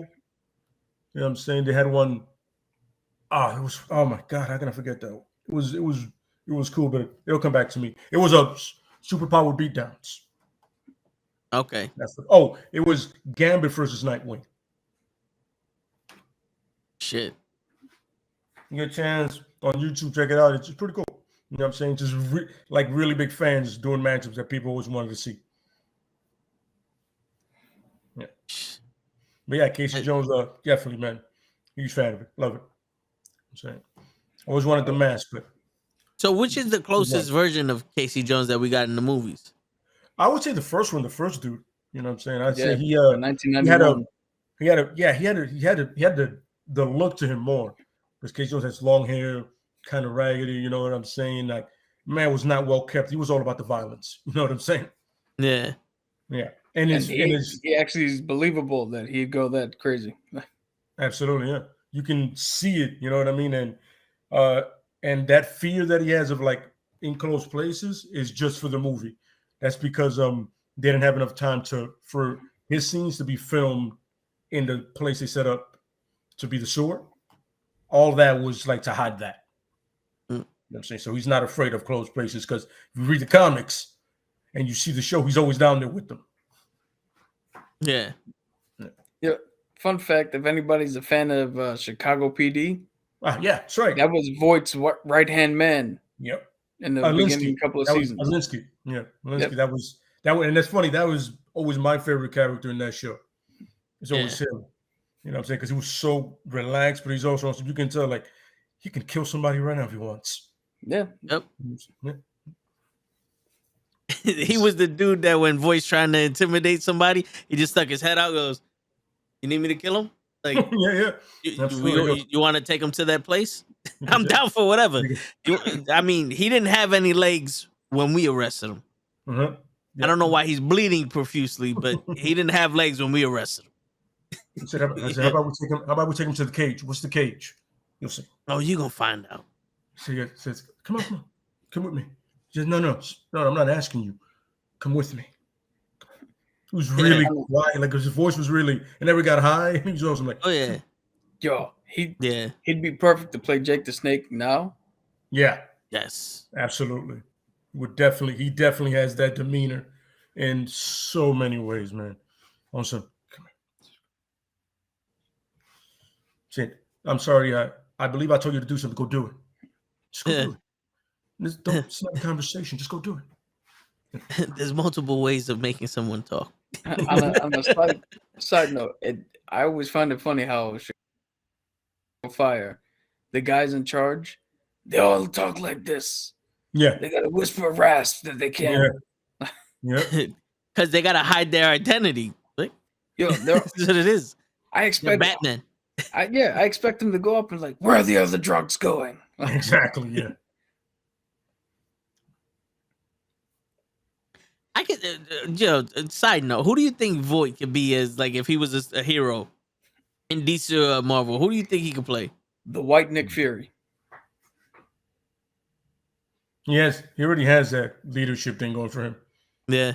I mean, he could easily do that with no problem. So. I'm trying to think who else. There's really not much else he can do. Because there's not really too many older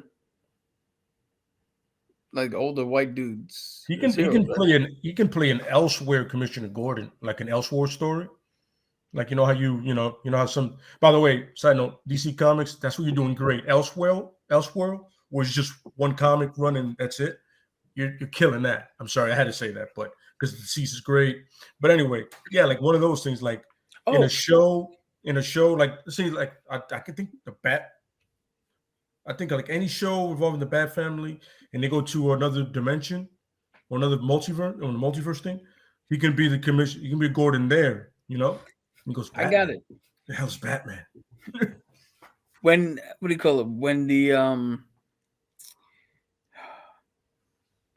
fuck is the cosmic cube? Yeah. When it makes Steve Rogers old, Mm-hmm. he could play Old Man Cap. Oh, sure. I can see that. When he's older and he's now in charge of S.H.I.E.L.D. and shit. Oh, yes. He can do that. Okay. Or even President Cap. Yeah. But it's definitely like a more grounded individual, you know what I mean? Which is good. Okay, all right. So you done with your Casey Jones? I know we went to the Go ahead. We went off the rails there a little bit, but let's bring it back. Bro, I mean, shit, isn't that what we do? Yeah, that's pretty much what we do. It should be Knucklehead Network's Off the Rails, but it's a working title. All right, Cap, who's your next guy? All right, next I'll go up with because I only have show and tell for one of those things, so I'll save that to the end. I'll go with the Crow. Okay. For anybody who is familiar with the 1994 movie, that's the movie where Brandon Lee died, but it was his greatest performance, and had he not died, he would have shot to superstardom. Absolutely. He'd have been everywhere. He'd have been the Mandalorian. He'd have been Boba Fett. He was definitely going to be Ryu in the Street Fighter movie. Yeah, that's who they were aiming for in the beginning. Yo, and then they got Jean-Claude Van Damme. He could have played. He would have probably been Neo in the Matrix. Absolutely, absolutely. And if not Neo, depending on how old he was, he could have been Morpheus or Agent Smith or. Yep, he would have been one of those three. He would have definitely been it. Mm-hmm. Yeah. So the story of the Crow, the creator James O'Bear, I think is how you pronounce it. He was a military member. He was in the Marines, and he was stationed in Germany. And his fiance was in a unfortunate car accident with a drunk driver, and she had passed. And he taught himself how to draw, taught himself how to write, and he poured himself into this story in order to get over that tragedy. And the story of the Crow is in Detroit. On Devil's Night, it's the night before Halloween, that's weird. But it kind of makes sense because the day after Halloween is All Saints Day. But also, isn't Halloween just the Day of the Dead where you dress up to scare off the evil spirits back to their where they roam in like Mexico or some shit like that? Yeah, in Mexico, yes. And in America, Halloween is just put on a mask and get some candy. Yeah. And a new Michael Myers movie. Yeah. A new Michael Myers movie where he's not a spirit. He's not some weird entity. He's a man until we say, no, he's an entity and he's a tank. Yeah. And he's a man on enough cocaine to live 4,000 years and never get hurt by shit. But still age. Yeah. Sorry. If he could talk, he'd be like, oh, you think being jumped is your ally? I was born by it. I like this knife. I love that shit. So, Devil's Night, this gang led by Top Dollar, they are in charge of all these these housing complexes, and they're trying to evict people, but Eric Draven and his girl won't leave, so they violently assault her. And they kill him.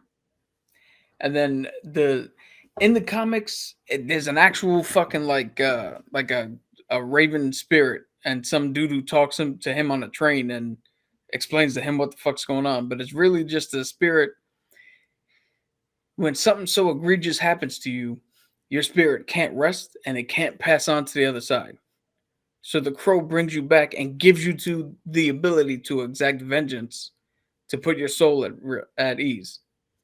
And he comes back and he just starts going ham on everybody who had something to do with that night. Johnny's death. Yes. And then the continuing series is now whoever writes the crow takes anybody now it can be. There's a dude from Japan. There's one that I've read. I used to have all these comics when I was in the military, and for some reason I wasn't smart enough to make sure they came back with me, so they didn't. That's on me. But there was one with this dude who was just like a regular dude. Mm-hmm. Regular, he was shopping for something, got fucked up. They killed his girl, came back, murdered them. Each one of them has a different reason why they have the face paint. So like you see in the movie the clown, it's technically clown Like a makeup. mime kind of clown thing. Yeah. Like a mime thing, yeah. But it's really for the drama, the comedy and the drama faces. But what do you call it? There's the dude that I've read who had like a tribal shit on his face. There's one about a park ranger who she was pregnant on duty. Mm-hmm. And then somebody was running drugs and shit, and they killed her and her unborn child, and then she came back and fucked everybody up.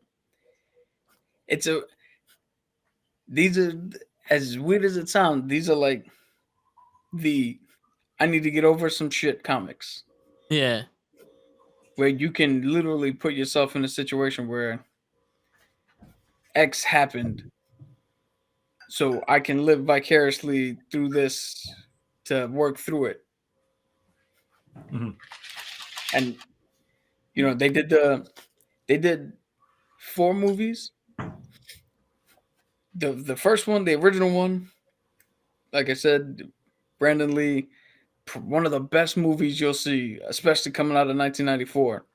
Mm-hmm. His best acting, I can almost recite the whole thing, man. It's fucking, that movie is awesome. Same here. I love it. Shit, it has one of the best lines in the world.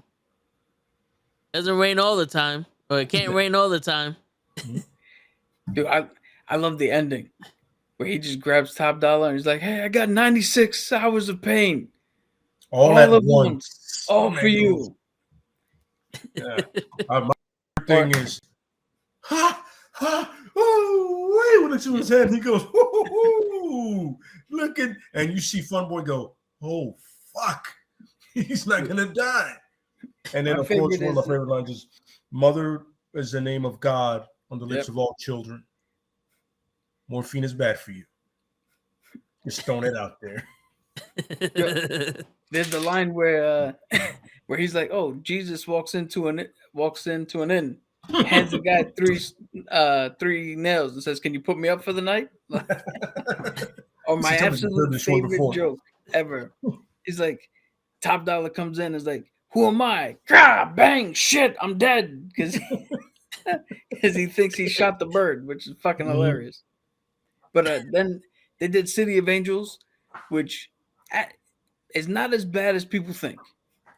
I mean, it's not the first one, but I mean, you're living up to a certain standard, and the mistake they made was trying to get somebody who looked like Brandon Lee, because then like people did what Show did, and they thought, "Oh, this is a sequel to that movie," and it is, but it's not a direct sequel to that movie. It's the next story to be told.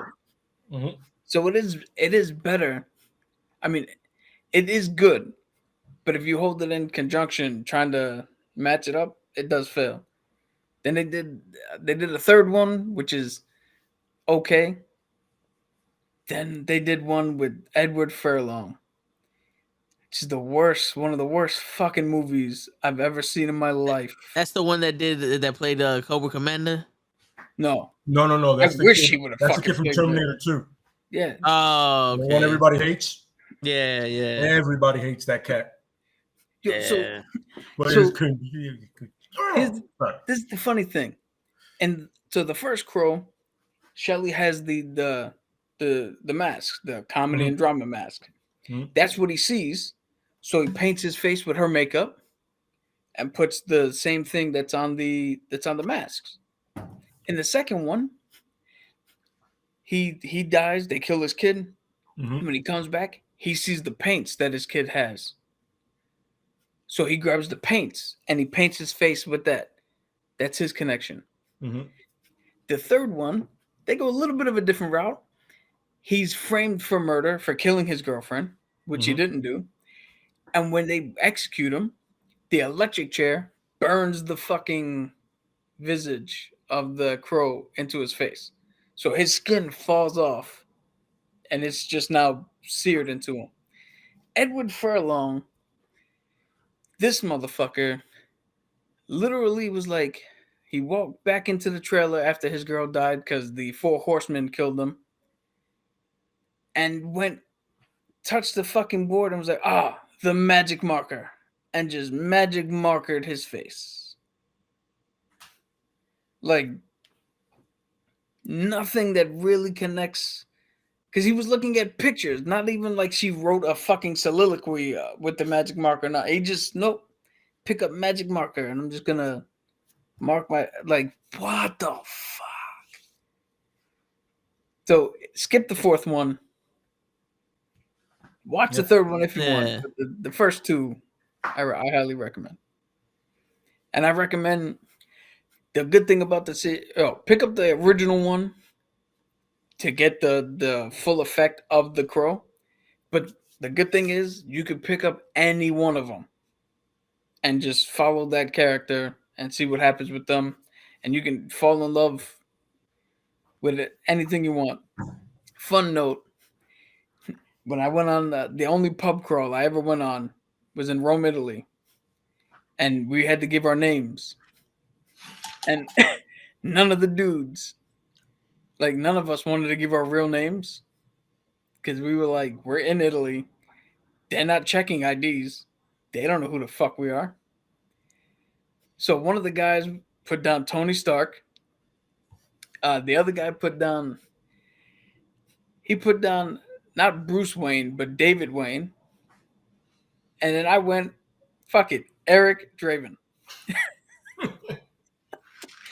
And then immediately got caught. Because when somebody turned around, I was like, hey, Eric. I ignored them because I was like, I don't know who the fuck they're talking about.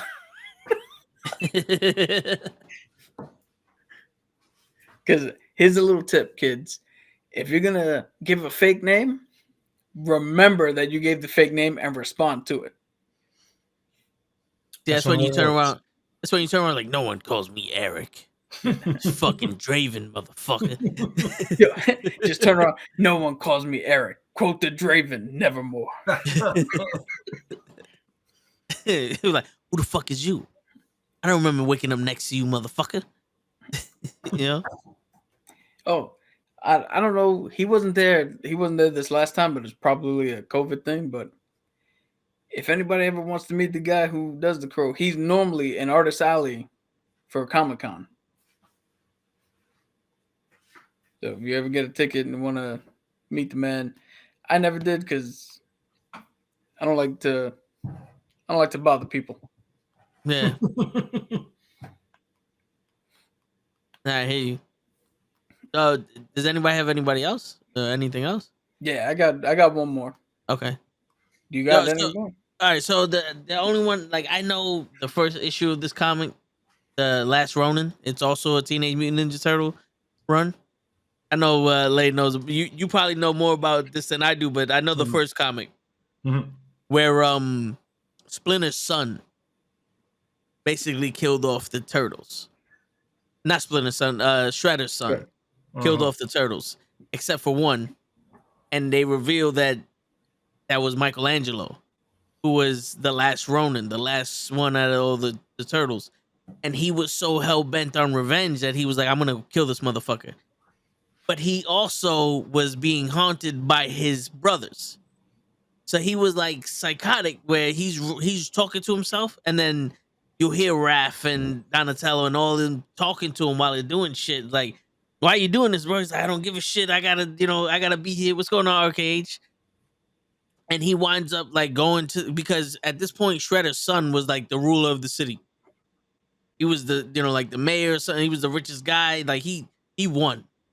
And my man goes to get him, and he's about to kill this motherfucker, and they jump him and they kick him out of the building, and he falls from like the 100th floor or some shit and goes in. And the story's quick. I haven't got past that first issue yet because I haven't found the rest of this guy's supposed to do all the issues. I haven't found anyone, the fucking lying bitch. But it's dope that Michelangelo is the last Ronin, because everybody expected it to be Ralph. Yeah, Raphael. You know what I'm saying? And I thought it would be too, because that lends to him. But then hearing it's Michelangelo, like the youngest one out of all of them, which learned from all of them, so he has all their traits in them.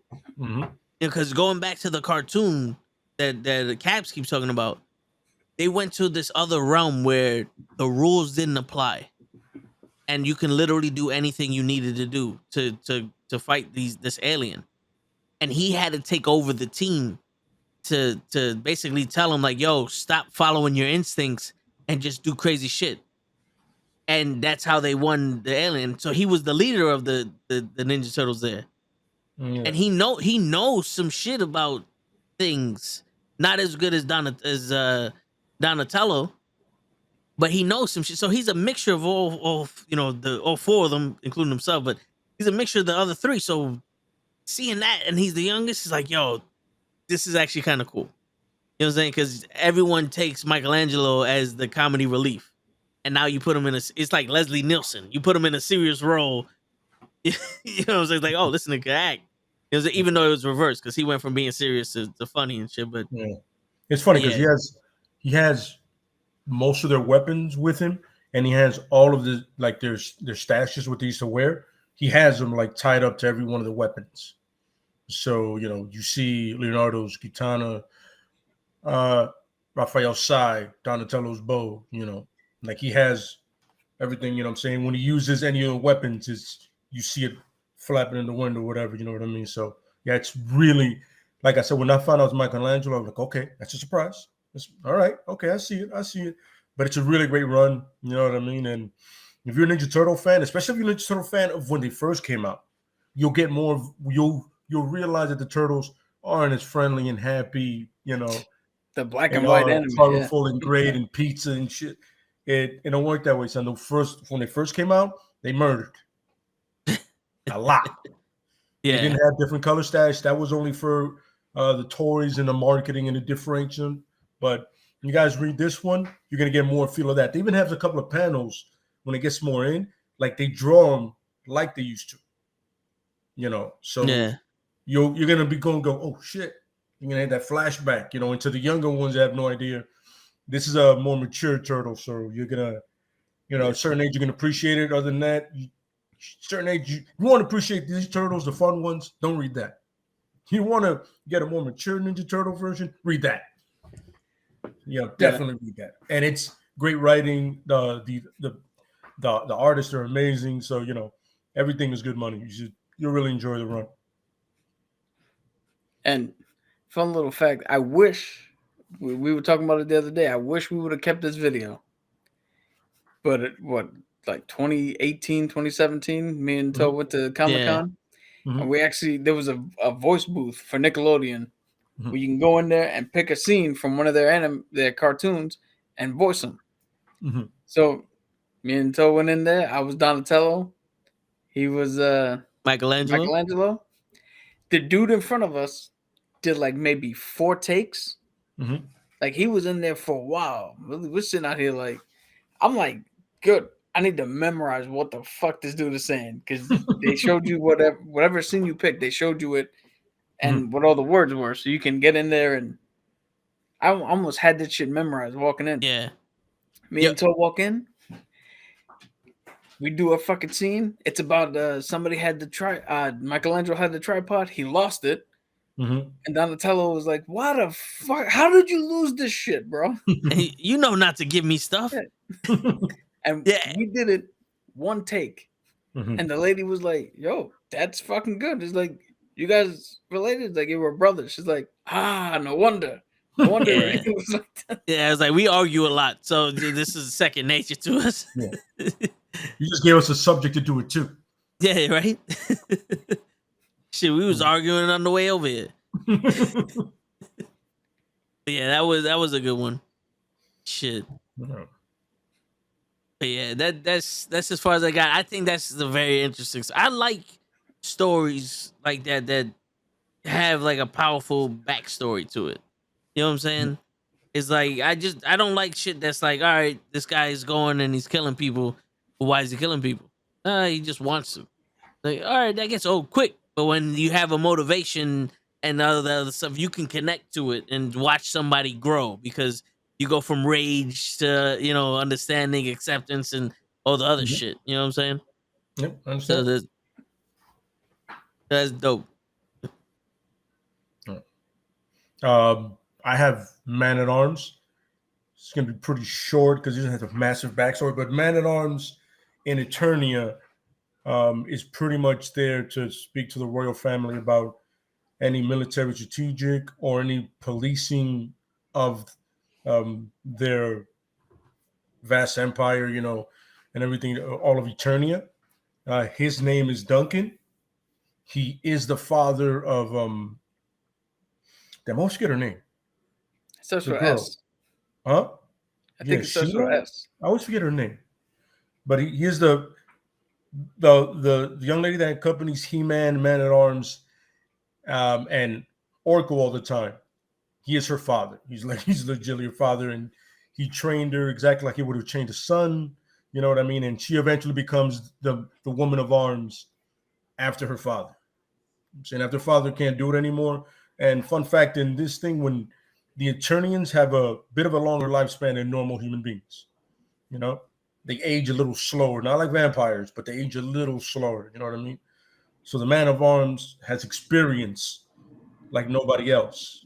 But the key to being the man of arms is one thing. You both have the military training, you know how to use the weaponry, but you can also make the weapons as well. He has a mace that he always carries with him that is also a blaster that he made himself to accommodate anything he needs. Like I said, if you see his armor, the helmet, he has this thing around here that everybody makes fun of it. It looks like a kind of, how do I say it? Like when you stick in a toilet so it won't stink. Oh Yeah. yeah. But the thing is, he communicates through that, and that also becomes a breathing apparatus if he's swimming. You know what I mean? And he's probably as skilled as they get. He and just a pure leader, and he's always ready for war. It's like there is no point in no time where they call him and he's not ready. Like I said, it's in the name. It's Man at Arms, always ready. You know what I mean? So, and It's funny. probably I'm looking for a picture of him, but Yeah. because it's a toy line before it's a cartoon or anything, yeah. all they Oh, have yeah, is yeah. just a fucking toy. The one from the new one that they did, they put on Netflix. That's a dope version of him because he's older, he's bigger. You know what I mean? But yeah, Man at Arms, definitely probably He-Man's most trusted next to the sorcerer and There you Oracle. go. You know what I mean? The girl you was talking There about you go. her name is Shira. No, not She-Ra. It's the other Not girl. She- Yeah, there it is. That's the Man at Arms. It's funny. The guy who voiced him can play him. Yeah, Ironically, the guy who voiced him can play him. that's the guy from Yeah. Game of Thrones. Yep. Yep. Okay. Yeah. But yeah, definitely. Tila, I think, is the Tila. Oh, Tila. Okay, yeah, that's Tila. also Tila. there. There you go. Tila. Yeah, that's his daughter. So literally, the most trusted to He-Man is, and he knows who He-Man is. He's always known. Like Tila doesn't know, the family that his mother and father don't know, but he does, because the sorceress trusts him as well. Even though the sorceress, she gave He-Man the powers, she lives in Grayskull. Oh, come on. Yeah. Funny enough, to me, it's weak when Clark turns around and is like, all right, glasses on.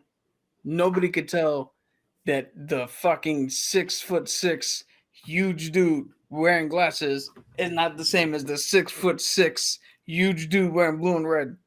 But it's weird because they draw, especially in the old cartoons and comics, they draw Adam almost as big as He-Man. And it's like nobody fucking can tell the difference when Adam disappears and he shows up. And the only difference is this motherfucker's wearing a Magic Mike uniform. And he has like a tan, like a little tan. Yeah. He got a little sun before he came over here. Not to mention, I mean, he runs. It's not like Spider-Man running off and having to put on a costume. He runs off to yell, "I have the power!" It's ironic because he has less clothes on than Adam. Yeah. He takes off clothes to be He-Man. But you know what I'm saying? I don't know. Can't get into that. You guys get a chance to watch the Netflix thing. It's cool. And it's a great scene where like he kind of like how do I say it? He exiles himself, or he gets exiled because, you know, he really, in a sense, is not giving up He-Man's secret. You know what I mean? And he was like, all right, that's fine. And then he tells when the daughter finds out, she comes and finds him because they need to find something. They need him with them because he knows an area, certain area. And they she goes, "You knew?" He goes, "Of course I knew. I mean, wouldn't I know? I've known Adam his whole life. I've seen the boy grow up. And then I saw He-Man. I was like, But the sorcerer told me anyway. So sorcerers knew, you knew, he knew, and nobody told me. It was for your safety. And are you not alive? You know what I'm saying? That's another one of my fucking pet peeves. We need to stop with the tropes. Everybody knew but me. Yeah. There's a fucking reason. Yeah, who gives a shit? You know now. Like, yo, get over it. That moment's done. Let's move on. Right now, we need you here. Yeah. What would have been the difference in this moment? What would have been the difference if you knew 2 years ago? None. You could have got mayonnaise while you was out there. No, but you probably would have killed yourself because like Adam can't do it. He's a bitch. But like, come on. Yeah. So yeah, that's a really good scene in that new one. You know, when she realizes, like, yep, nobody told me. Because in that one, she's about to become the woman at arms, but she's like pissed at everybody because she eventually finds out that nobody told her shit. Yeah. She's like, I don't want that responsibility. I was like, now you're just being a bitch ass because you wanted this your whole life. Yeah, right. Yo, that's one of the shows that got blindsided by the whole. You replaced He-Man with a female? It's like, oh yeah, no, we just He-Man's in there. We're just looking at telling another story. Yeah, we're like, yo, we're giving somebody else a spot. Like, yo, at the end of the day, we all know He-Man's gonna come back. It's He-Man. Yeah. You know what I'm saying? It would have named it He-Man if we've done this story. We know it. Yeah, look, if you have a cartoon named Captain America and they have 2 episodes about Bucky or Falcon, do you have a problem with that? Because at the end of the day, they're part of the story, and so is she. You know what I'm saying? Mm-hmm. Yep. If you're gonna make a story about Cap, Bucky and Falcon are somewhere in there, and so is Red Skull and everybody else. Now, if you're gonna make a story about He-Man, Teela, Man at Arms, Oracle, these people are in there. Yeah. You know what I'm saying? So you have a problem with Teela getting a little shot? Not that big of a deal. I was like, yo, you know what? I'm with it. That's cool. You know what I'm saying? At least the story's interesting. You know what I'm saying? I'll take it. Word. This shit is boring. I'm like, yo, you get upset. Yo, do you guys see Dolph Lundgren being the next He-Man? Or, another He-Man if they do a live action movie again? I don't want to see him be He-Man. I would make him as the king. Yes. A nice little throwback king. You know what I'm saying? Like, oh, we get it. We see what you did there. You know what I mean? I'd do that. Because apparently they casted a new He-Man for the Netflix thing. So they did. It was the same guy who's now playing Atom Smasher. Yeah, but they got another guy now. Oh, they got a new one? Yeah, they got a new guy, yeah. I saw him and I was like, all right, whatever. I don't know who he is, so I'm fine with it. if you either get someone known or someone that I don't know. Because if I prefer somebody I don't know, so I don't have expectations going into it. Yeah. You know Yeah. what I mean? Anybody but Jason Momoa. It wouldn't have. It couldn't have fit. He's not going to shave, especially not for Right. that kind of role. Yo, Yeah. And he was. that's got to be. No, go ahead. I was gonna say that's got to be the toughest role to do, because if you truly do the body change part of it, Mm-hmm. you gotta film half of the fucking episodes one Mhm. way, then go back, put on fucking 30 pounds of muscle, and then do the other half of the same fucking episode. Well, the thing is, usually the Hollywood trope is that they do the beginning at the end of the shoot and the end at the beginning. That's how they film it. You know what I mean? So So it could what get you big do first. is you get them brolic, right? So we can have all his fight scenes. The end of the episodes are all lined up. Like, listen, you're gonna have to look like this after you transform, and then the beginning of all the episodes are done. You know what I'm saying? Where he's gonna lose the weight because you can't maintain that. It's impossible. You're gonna kill yourself. Not unless You know you're what The I'm Yeah. Oh, that's different. But I'm like I was telling my lady, like The Rock and Arnold in his prime. And all that.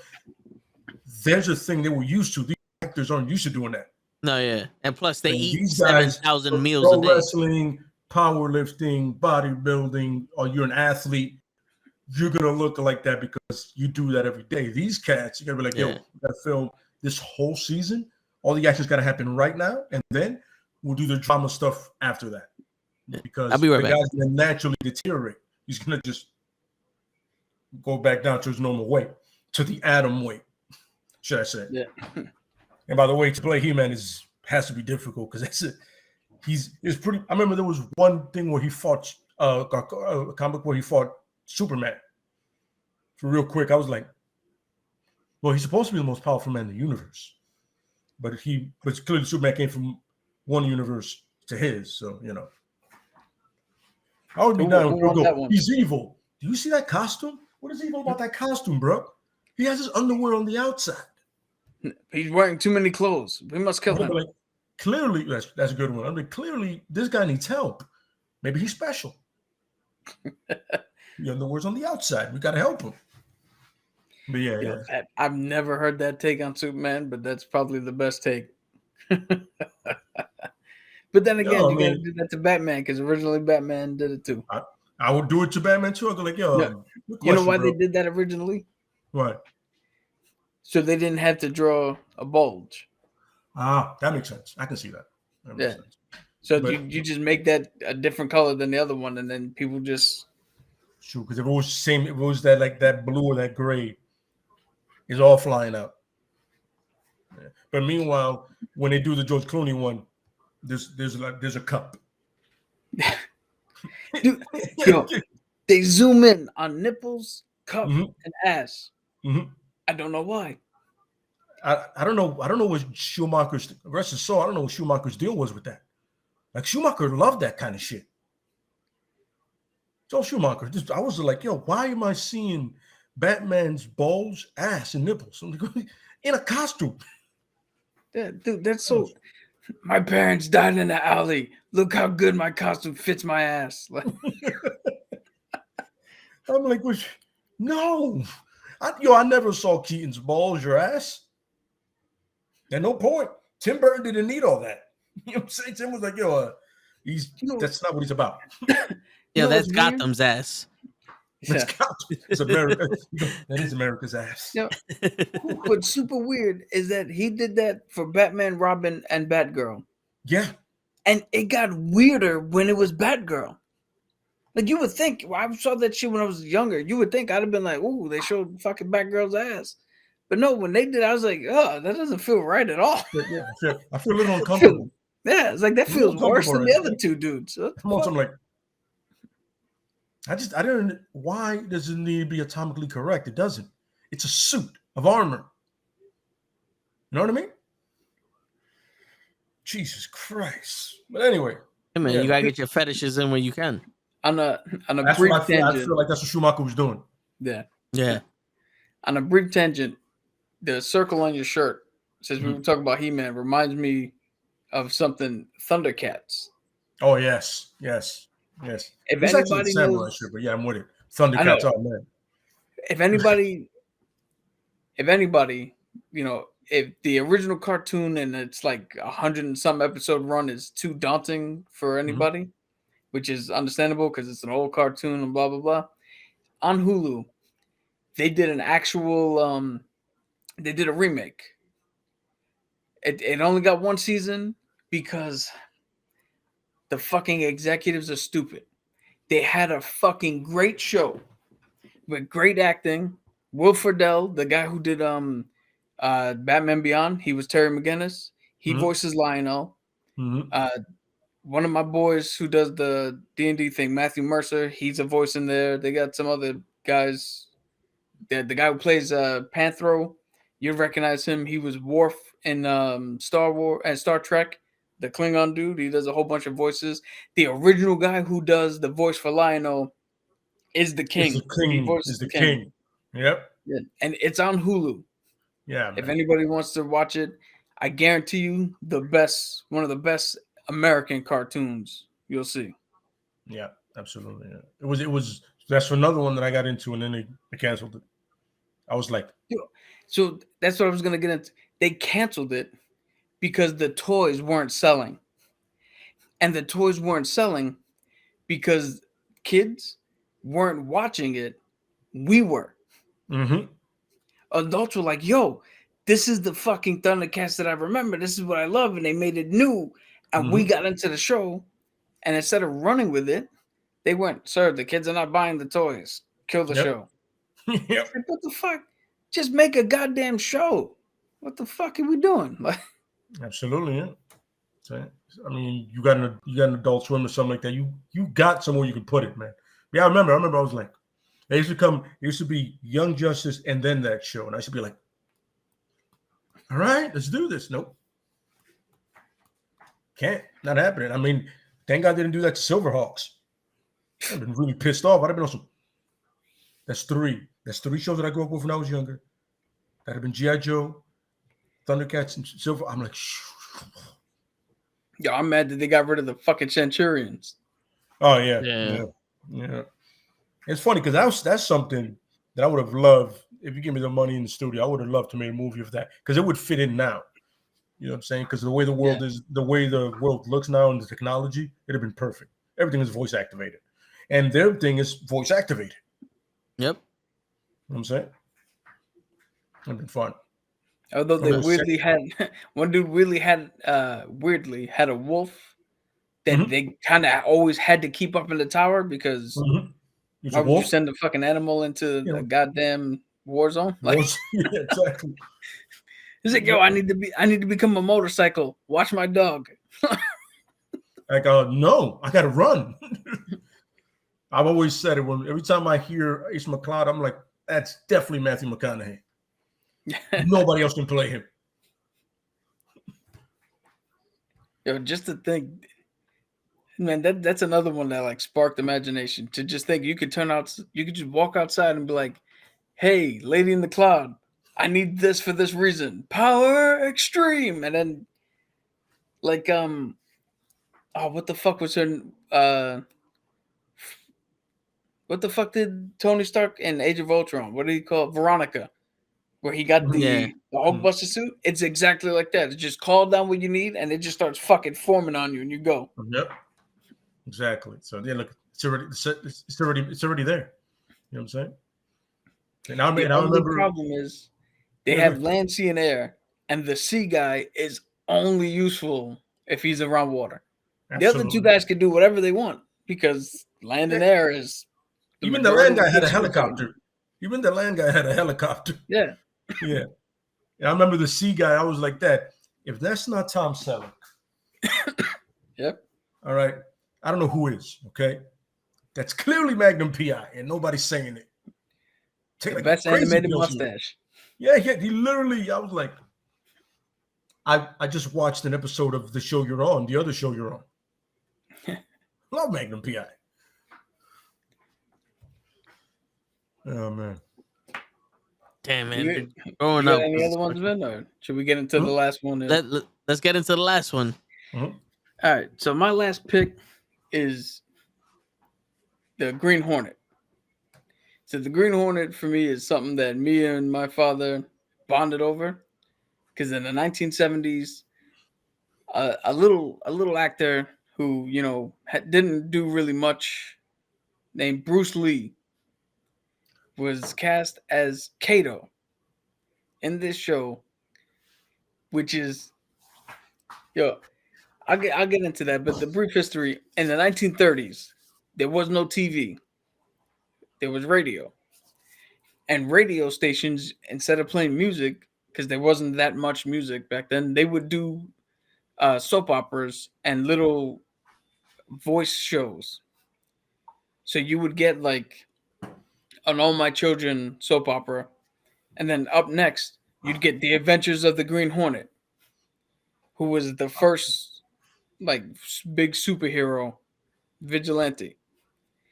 Then you fast forward to Bruce Lee gets cast in it, and it became a TV show. Which, if you look at Batman, the Adam West Batman, was boom, pow, zip, camp, and then the Green Hornet was, nah, we're gonna try this for real. We're gonna actually do this for real, and it's the first shared universe, because him and Batman actually fucking talked. They actually did shit together. They knew of each other. So the Green Hornet is a character who originally didn't have a backstory, because he just came out of the radio show that they did, and they just started with one and went on. They didn't really explain him, but he's a guy who, in his city, there's crime written. It's kind of like, it's a little bit like Gotham, but not as serious. Like, the world still, the sun still shines in his city. But he's the editor of a newspaper. And then at night, he puts on a mask, him and Kato, and they literally walk into fucking drug dealers, gangs, criminals, and go, hey, you want to run in my city? Half your shit is mine. And if the guys say no, the Green Hornet beats the fuck out of everybody. Kato takes the big dude, and then they escape as the DA comes in and arrests everybody. But he keeps writing himself as the bad guy. So nobody suspects anything, because Britt Reed, who's his alter ego, is the good guy. He's the Bruce Wayne that got out of the alley. Like, he puts on the mask, but when he's normal, when he's not in the mask, he's a normal fucking person. And you can see why. It's like, okay, he's smart enough to manipulate the situation. And it is 100% true. If you watch the show, he fights everybody. And they let Kato just take on the one dude in the corner. Where in reality, it should have been the other way around, where Kato's the guy who, because Kato's the sidekick. But here, Britt Reed he's man enough to be like, nah, dog, that's you. Go get him. You're clearly more talented than I am. Yeah. Have at you. So the show and tell that I have is, we have this book here, Green Hornet Year One. This is the origin tale for the Green Hornet, the one that everybody goes by. It's at Dynamite Comics. This is a fucking excellent read for anybody who wants to get into the Green Hornet. So what happened was, in the 1930s, we had Britt Reed, who's the son of a guy who owns a newspaper, a whole newspaper outlet, and he's rich. He goes, he travels the world. He learns, boxing over here and Taekwondo over there and Muay Thai over there. Like, he learns fighting styles from all around the world. He's just out there actually doing humanitarian work. Like, he wasn't just traveling like Batman, just learning how to fight and shit, but he was actually doing real world shit. There was a conflict in China in which he got caught in, and he became technically like a prisoner of war. And in the prison, he met up with a gentleman named Kato, and they survived together, and they fought their way out. And when they made it out, he turned around and was like, "Yo, you're coming with me back to America. I have your life fully fucking covered because you helped me get through this. I got you covered." When he came back, there was more crime in his town. The gangs had took over. The mob took over. Somebody had killed his father. And then he had the idea, as he was taking over the newspaper, he had the idea to become a mass vigilante and go out. And if he couldn't stop all the crime, he was going to manage it. So that's where he had the idea. He would come in as if he's taking over. And whatever he could stop, hand over to the DA. Whatever he couldn't, I'm taking a cut and I steer where the fuck it goes. So back in the 70s, it was a fucking awesome show. They had some fucking some right problems with it, so they had to cancel the show. It lay dormant, and then we started hearing inklings that they might do a movie, or in the early 2000s. Kevin Smith was attached to write and direct. He had said in interviews that he thought the movie was too big for him. Because at that time, it was the biggest movie he would have ever done. And it scared him, and he backed out. Then it went to Seth Rogen, and... I was waiting for it to drop. It was Seth Rogen. Yeah, so the Green Hornet movie we got, you can ask Toe. I went into the theater, and for the first half of the movie, before they actually put the masks on, I was like, yo, this shit is good. I actually like this. And then they put the masks on, and I was like, oh, this is what I was afraid of. Because the Green Hornet is now a fucking idiot. And they have a thing, literally. So in the movie, Kato has this weird ability where he can fucking telescope, see what the fuck's happening, and he can predict what shit's going on and all that before it happens. I don't know how he turned into Taskmaster. It was great. Yeah. Yeah. Because analyzing moves. Go ahead. So then the Hornet tries to do it. Seth Rogen tries to do it. And he's sitting there piecing together and shit. And then when they cut back to him, the fucking guy was like, yo, you've been sitting here looking into space for 5 minutes.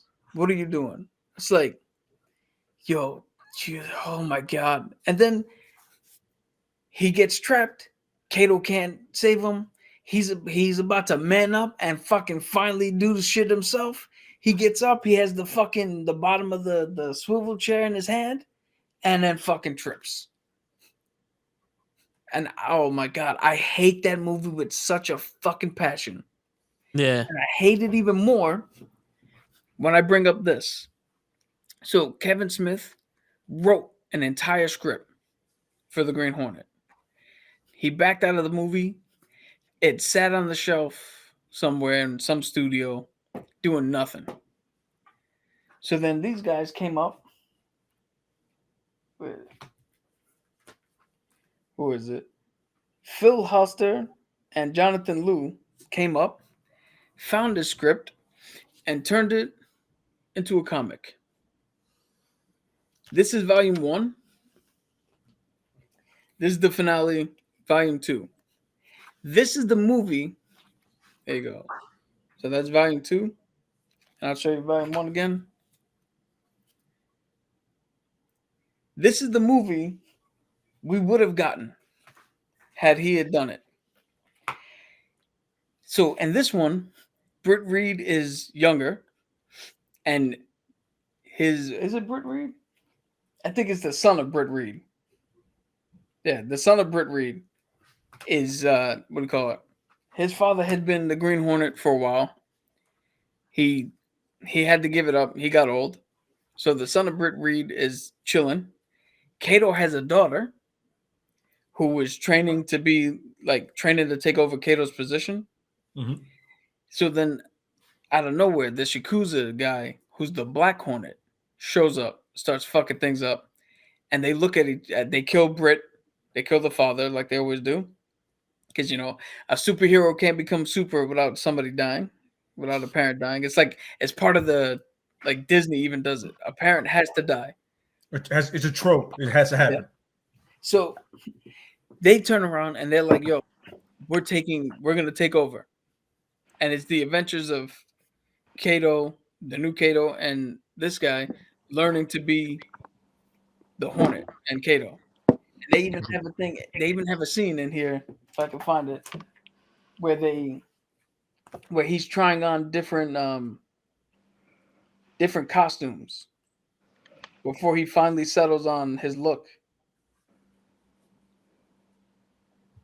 Where?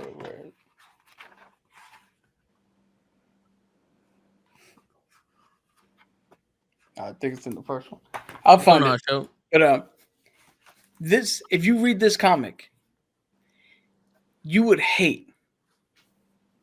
absolutely hate Seth Rogen for taking this character and doing what he did, because this comic is it's not only funny, it's action packed, it's fucking amazing what he did. And if you'd have just had fuck it, let somebody else direct your script then. Like, become a writer on it and let somebody else direct. This is the movie we should have gotten.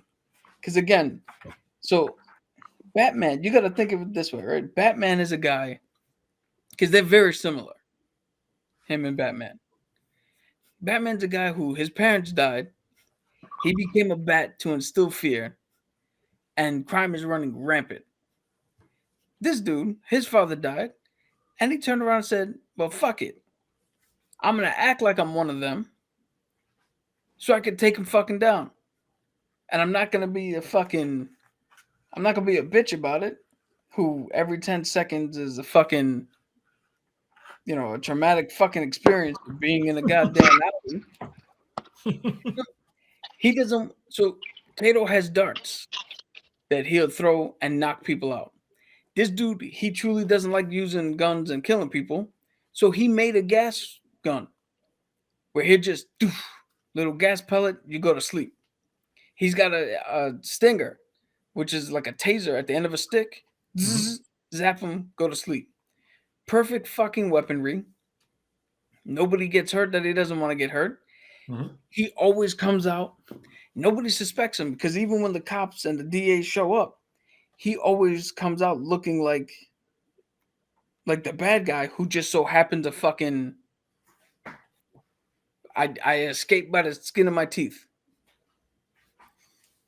And again, he literally walks in and goes, half your shit is mine now. And if you got a problem with it, he just beats the shit out of you. Like, this is one of the greatest comic book gimmicks ever. And it hasn't gotten enough shine, at least for my liking. But I mean, now is the time to make that a show. You could definitely make that a show now. Yeah. Absolutely. Right now is the time. You know what I'm saying? Take complete advantage of that and do it. Even have a Judy Master in it. Word. Yeah, and that's one of the first times you actually see Bruce Lee lose in the shows. Yeah. Was it like to Robin or some shit like that? To like another Kung Fu master. Oh yeah. I don't think I could show too much of the inside of the book. But while I look for the one shit that I do want to show you guys. Show, what's your comic character that you got? I know you got like a million of them. You know what's crazy? I actually do. That's why I got on. I'm like, yo, I did all this studying. I gotta get up. I gotta get up and get it out. Hey man, Now, that's happy to hear that. my question: y'all making up your own characters, or y'all just picking characters that are? No, we're shedding light on characters that already have their own comics and shit, but they're not Marvel. Damn, see, I did it wrong then. I picked movie stuff. Like I don't think the people I picked have actually been in comic books. Who'd you pick? Uh, I picked real heroes, man. Like for me, growing up, you know, you guys grew up with Spider Man. Yeah, I grew up with Superman. I grew up with the real heroes, man. I grew up with people like Captain Planet. That's my. Y'all There gotta you go. shine light on my boy Captain That's Planet, man. that's He's a actually hero. That that's works. actually good. God, come on, man. That's the first superhero I ever knew, and it's crazy because I really didn't figure out it was like an educational kind of cartoon until I was a little older. So that's one. Um, Another hero that I actually grew up watching that wasn't in the MCU was Judge Dredd, the character, not not Sylvester Stallone, because I heard that was that was just him taking it and running with it. But I heard Judge Dredd has been alive before, way before that. Um, when I thought about Judge Dredd, I thought about RoboCop, but I wanted to ask you guys. I don't think that's an actual hero, so Nah, that's hey, just the officer. they gave him a comic, so Yeah, they did. Hey, there you go. When I when I ran across that, I thought about RoboCop, but I had to ask y'all to see if that counted. Uh, I haven't really caught much of what y'all said. I've been running around with the baby. She's been a little sick. Who did y'all mention, by the way? Did y'all mention Of course, y'all mentioned the obvious one, Ninja Turtles. Uh, Well, we didn't mention the Ninja Turtles per se. per se. We mentioned characters in them. Okay, okay. Yeah. Uh, which character y'all chose to speak about? we talked about Casey Jones. We talked a little bit about Michelangelo, as he's the last Ronin.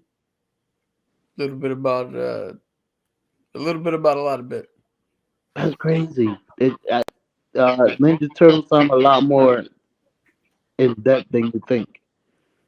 Oh yeah, Like you Absolutely. just mentioned two names and a storyline that I didn't even hear about. The You said he's the last Ronin or something? yep, Yeah, the last Ronin. I did not know that. I yeah. gotta read up on that. Uh, um, I did have a couple of funny ones. It just my timing is ruined. But for me and Toe, I'm pretty sure uh, Captain Crunch, he has to be one of our heroes, right? Right, Toe? Yeah, he is the captain. Yeah.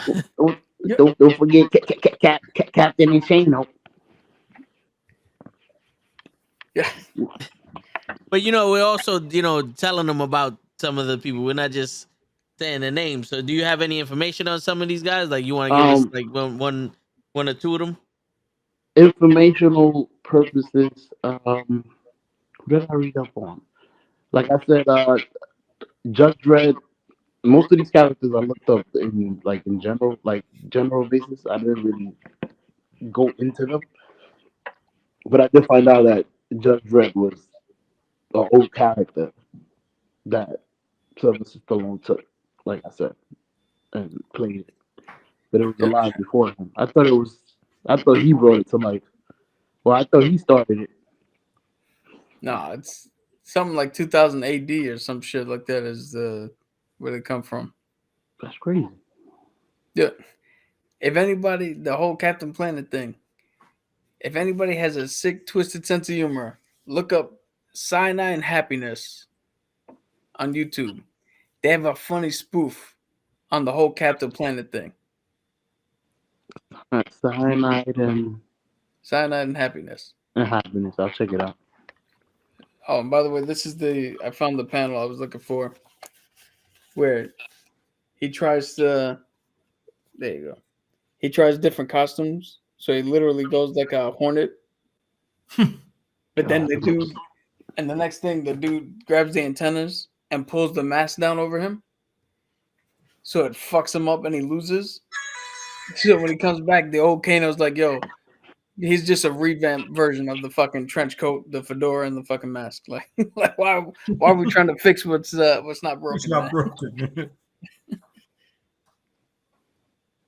That's And cool. in the cover, he kind of looks like the Stranger from DC.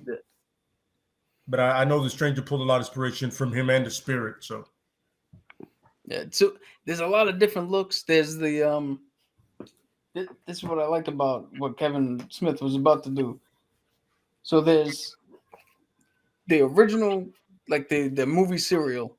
He literally just wore a bandana because I mean it's back in the 1930s. Like they didn't have shit.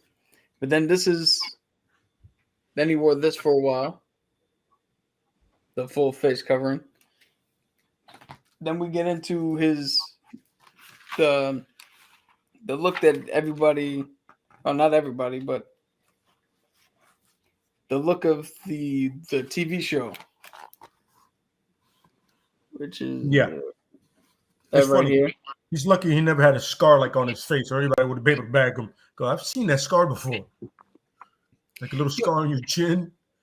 What's hilarious is at least that much of the mask and the Mhm. hat, Mhm. nobody could tell who the fuck you are. Plus, he's a what do you call it? He's a socialite, but he himself is not on TV or anything. He just stays in his office, and he's so vastly different. So if you go to his house, you're not gonna be like, "Wow, this place feels empty," like you would if you went to Wayne Manor. No, you go to his house, this bitch is around. He's fucking partying. Like he looks like a normal dude. Where you'll be like, "There's no way that dude is the Hornet." Like, Just living life. and the running gag on the show is his investigative reporter is always around when the Hornet strikes, or right after, or right before. Always gets in trouble. The Hornet saves him, but the investigative reporter is the only one out of the small group of people that doesn't know that Britt is the Green Hornet. His secretary found out, the DA knows, and then obviously Kano and him know each other. But That is definitely some He-Man shit right there. How is the Green Hornet involved with Spider-Man? how is he involved with Spider-Man? Yeah. He's not at all. He was involved with Batman back when Adam West had his TV show.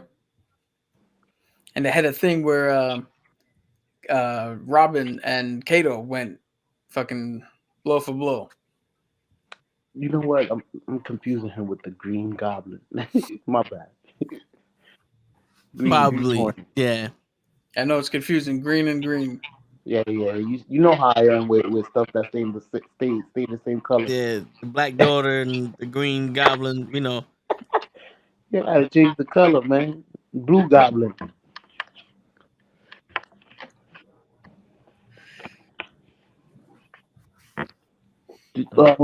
I'm interested to know. Did you guys speak about Hellboy? No, we didn't. We did. That was another character. I really These are all characters I was writing down, and I really didn't get to do my research as shit went down around here. But I was like, I still got the list. I could always ask them, and I'm pretty sure they'll know what's going on. But Word. I did. That's another character I wanted to look into. Hellboy. Okay. I wanted to look into the girl from Kick Ass. What, Hit Girl? Correct. I heard there's more of a story to that character than just Kick Ass. Yo, you want to spoilers, Brendan? Do you want to know how Kick Ass ends? Go ahead. That's not the movie. So not the movie, the actual comic book run. Oh no, go ahead. That's perfect. So the beginning of the comic book, this dude gets hit by a car and gets beat the shit out of, and like winds up in the hospital. And then when he comes out, everybody thinks he was abused and shit because he had no clothes on. and then he starts his superhero journey. Well, at the end of the run of Kick-Ass, he got his ass kicked and hit by the car and all that shit and wound up in the hospital. And then his father walks by, like he's in the hospital. He walks by a room, and you see the son's name, and he's been in a coma this whole time. So everything you saw Kick-Ass do was just a fucking coma dream. A story in his dream. None of In it's his real. He dream. didn't even get out of the hospital yet. Wow. Damn. How you feel about that? Because I know Cap hates when they do that shit. Like he hated Repo Man because of that. So I wasn't too attached to Kick-Ass, so like I didn't feel the type of way. But I do dislike the trope of none of what we just saw matters because it didn't happen. Because then I feel like I sat in here and watched this shit for nothing. Then I paid money to watch nothing happen. Yeah. But Like the the end of suspense fucking, doesn't help. The fact that the end of Inception doesn't tell you kind of saves it. But if you would have told me, oh, we just watched this dude's dream and none of this shit was real, I'd have been like, then that's fucking stupid. No, because if you got to think about it, in that situation, we are watching an unreliable narrator. So, like the perfect example of Repo Man. He gets attacked, he gets knocked out, and then there's an amazing like fight scene. And then we find out that no, they caught him and they put him in a fucking dreamscape or whatever, and none of that happened. So we are watching somebody tell us shit that didn't happen. It's inconsequential. It's completely irrelevant. And So the crazy what are we doing? And the crazy shit is like Forrest Whitaker was like paying for his dream state when you could have just paid for his prosthetic and you wouldn't have to worry about killing him. Yeah.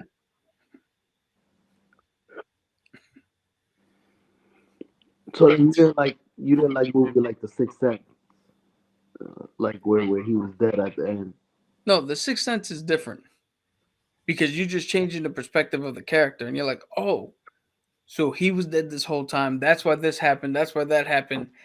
What I'm talking about is a movie like, let's just say right now.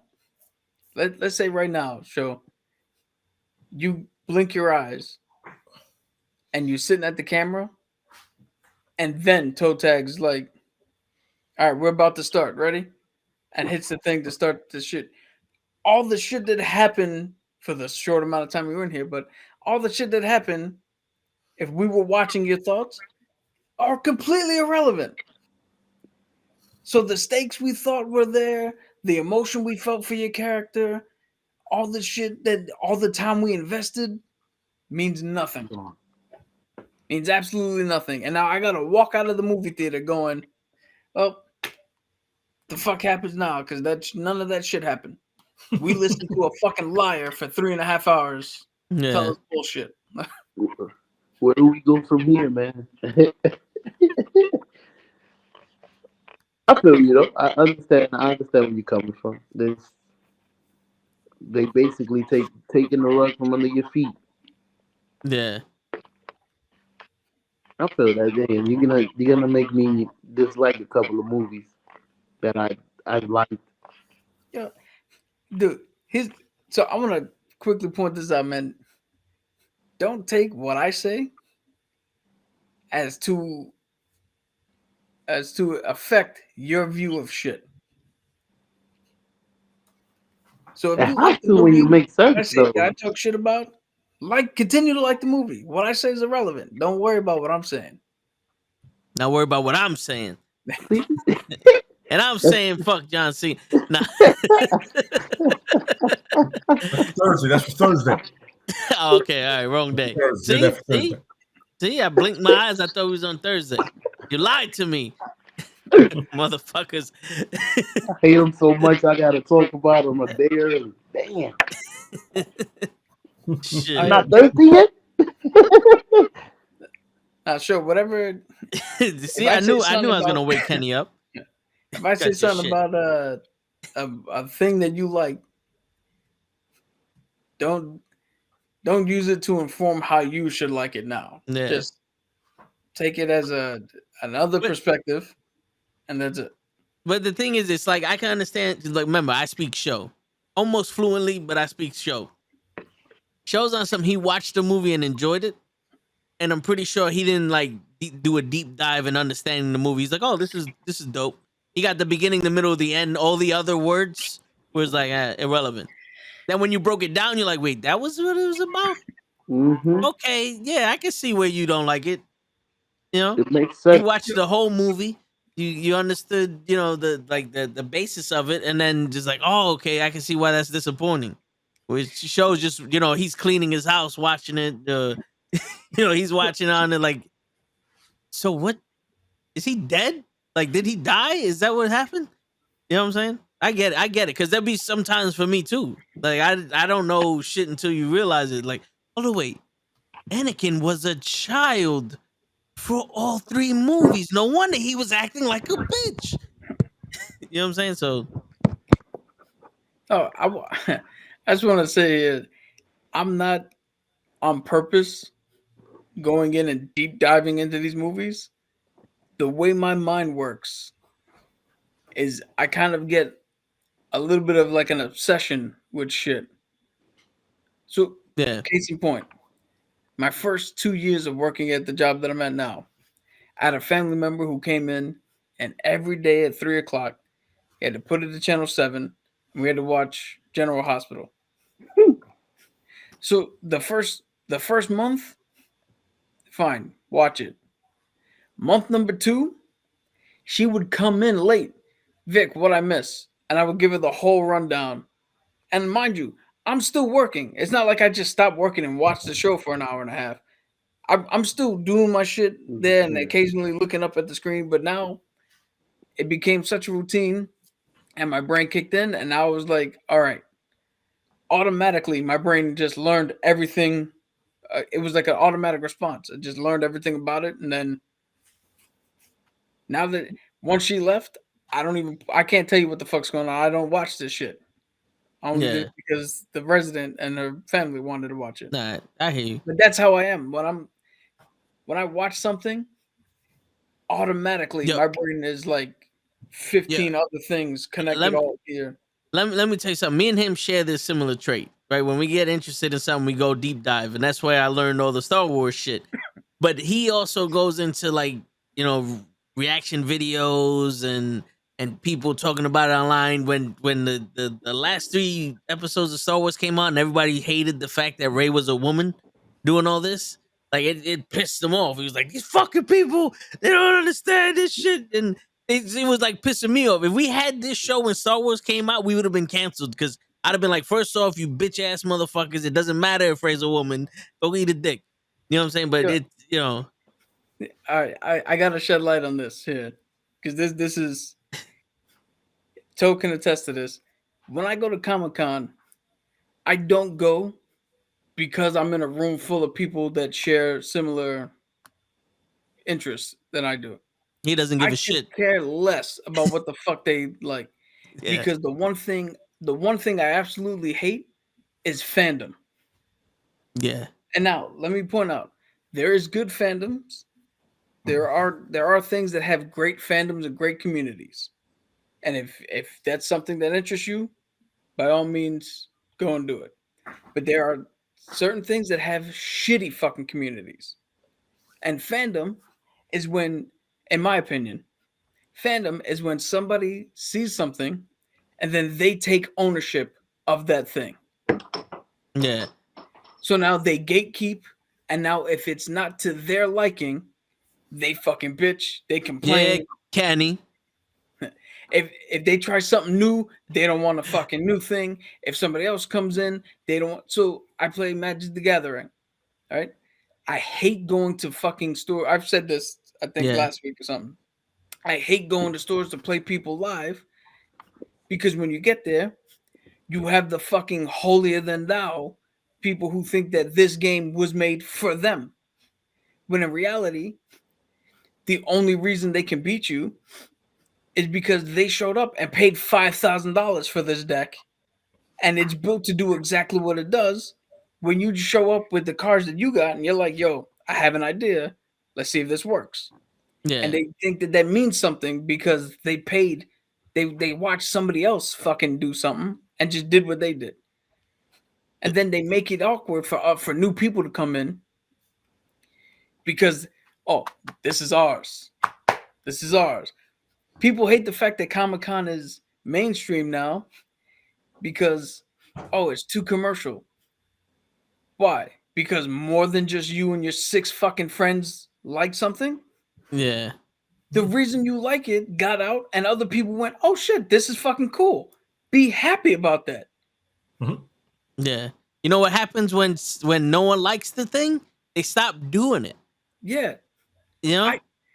I complain a little bit about comic book movies being made for the masses and not for the people who read them.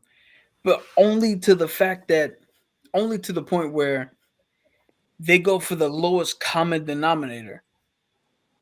And like the early 2000s movies, they didn't make the Fantastic Four movie that I would have liked to see because I know the Fantastic Four.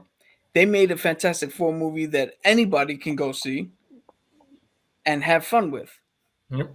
But again, I don't consider myself part of the fandom, so I'm not going to complain about it. I'm not going to bitch about it. I might turn around and be like the movie was alright or it wasn't good.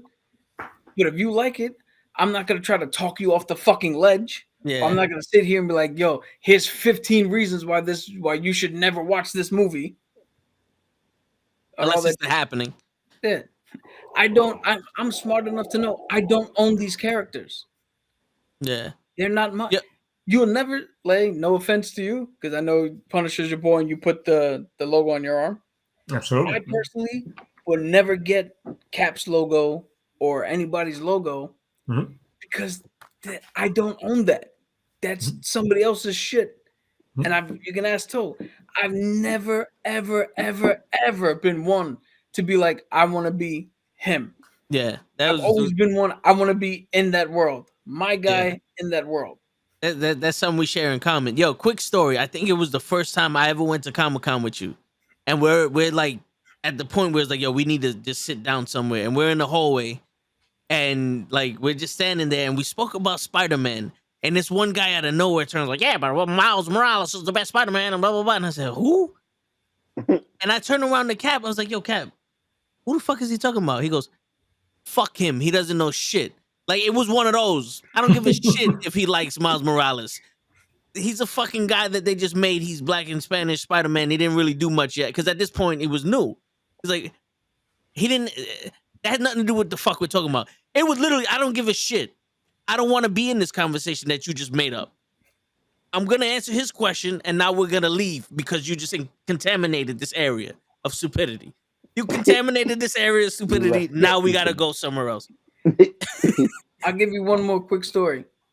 The FedEx guy at my job, when The Force Awakens came out, he turned around and was like, yo, I think this girl's a Palpatine, man. Did you see the way she carried a sword and the way she did the thrust? Only Palpatine has ever done that thrust. He was so fucking excited. I was like, you know what? I was like, yeah, no, I remember that's how he fucking fought. Oh, it could be. And then he fucking fell into the fandom. And all of a sudden now she's a Mary Sue. And all of a sudden this shit happens. And now every fucking time I see him, if there's a woman in a fucking thing, I gotta hear him complain for fucking 15 minutes about how this is fucking stupid. And all I want to do is stab him in his face and go, women are 50% of the fucking population. They can't do shit. It's always got to be a fucking white dude. Yeah. And that's why Cap can't make friends and I always get into fights. Hey, yo, and on that note, it's been a hell of an episode. Show, appreciate you coming when you did. Appreciate you coming with other comic book characters that we didn't even think of. You came with a lot of people that were like, you fucking right, son. You fucking right. Yo, dude, do a little bit of research next week. If you happen to come on earlier, we'll give you a chance to explain one of them. You know what I'm saying? We'll give you a chance to explain which your favorite one and all that other shit. But yo, that's the end of it. And there's a whole other world besides Marvel and DC we can now dive into. You know, so Image, Dark yeah. Horse, Dynamite, Yeah. DWI. That's right. Keep your and yo, there's wrestling comics that they have also. You know, I know Pentagon was doing a project when we went to Comic Con the other time. He was doing a project with one of these women that they did one Vertigo. with Mick Foley. Yeah, Right. Vertigo. yeah, you know, Yeah, Vertigo Comics too. Yes, Gary yeah, King Lawler does his own shit. He sells Yeah. his books at Yeah. Comic Con. there's plenty of stuff we could talk about. If you guys have anybody you want to know, just hit us up on Instagram. All the other bullshit, but you know, y'all don't want to hear this shit. Tomorrow we're watching Tu Wan Fu. Thank you very much. It's gonna be the first time show watches. It's gonna be fucking hilarious. Cause yo, ahead of its time. On that note, it's your friendly neighborhood knucklehead sign out. Peace, everybody.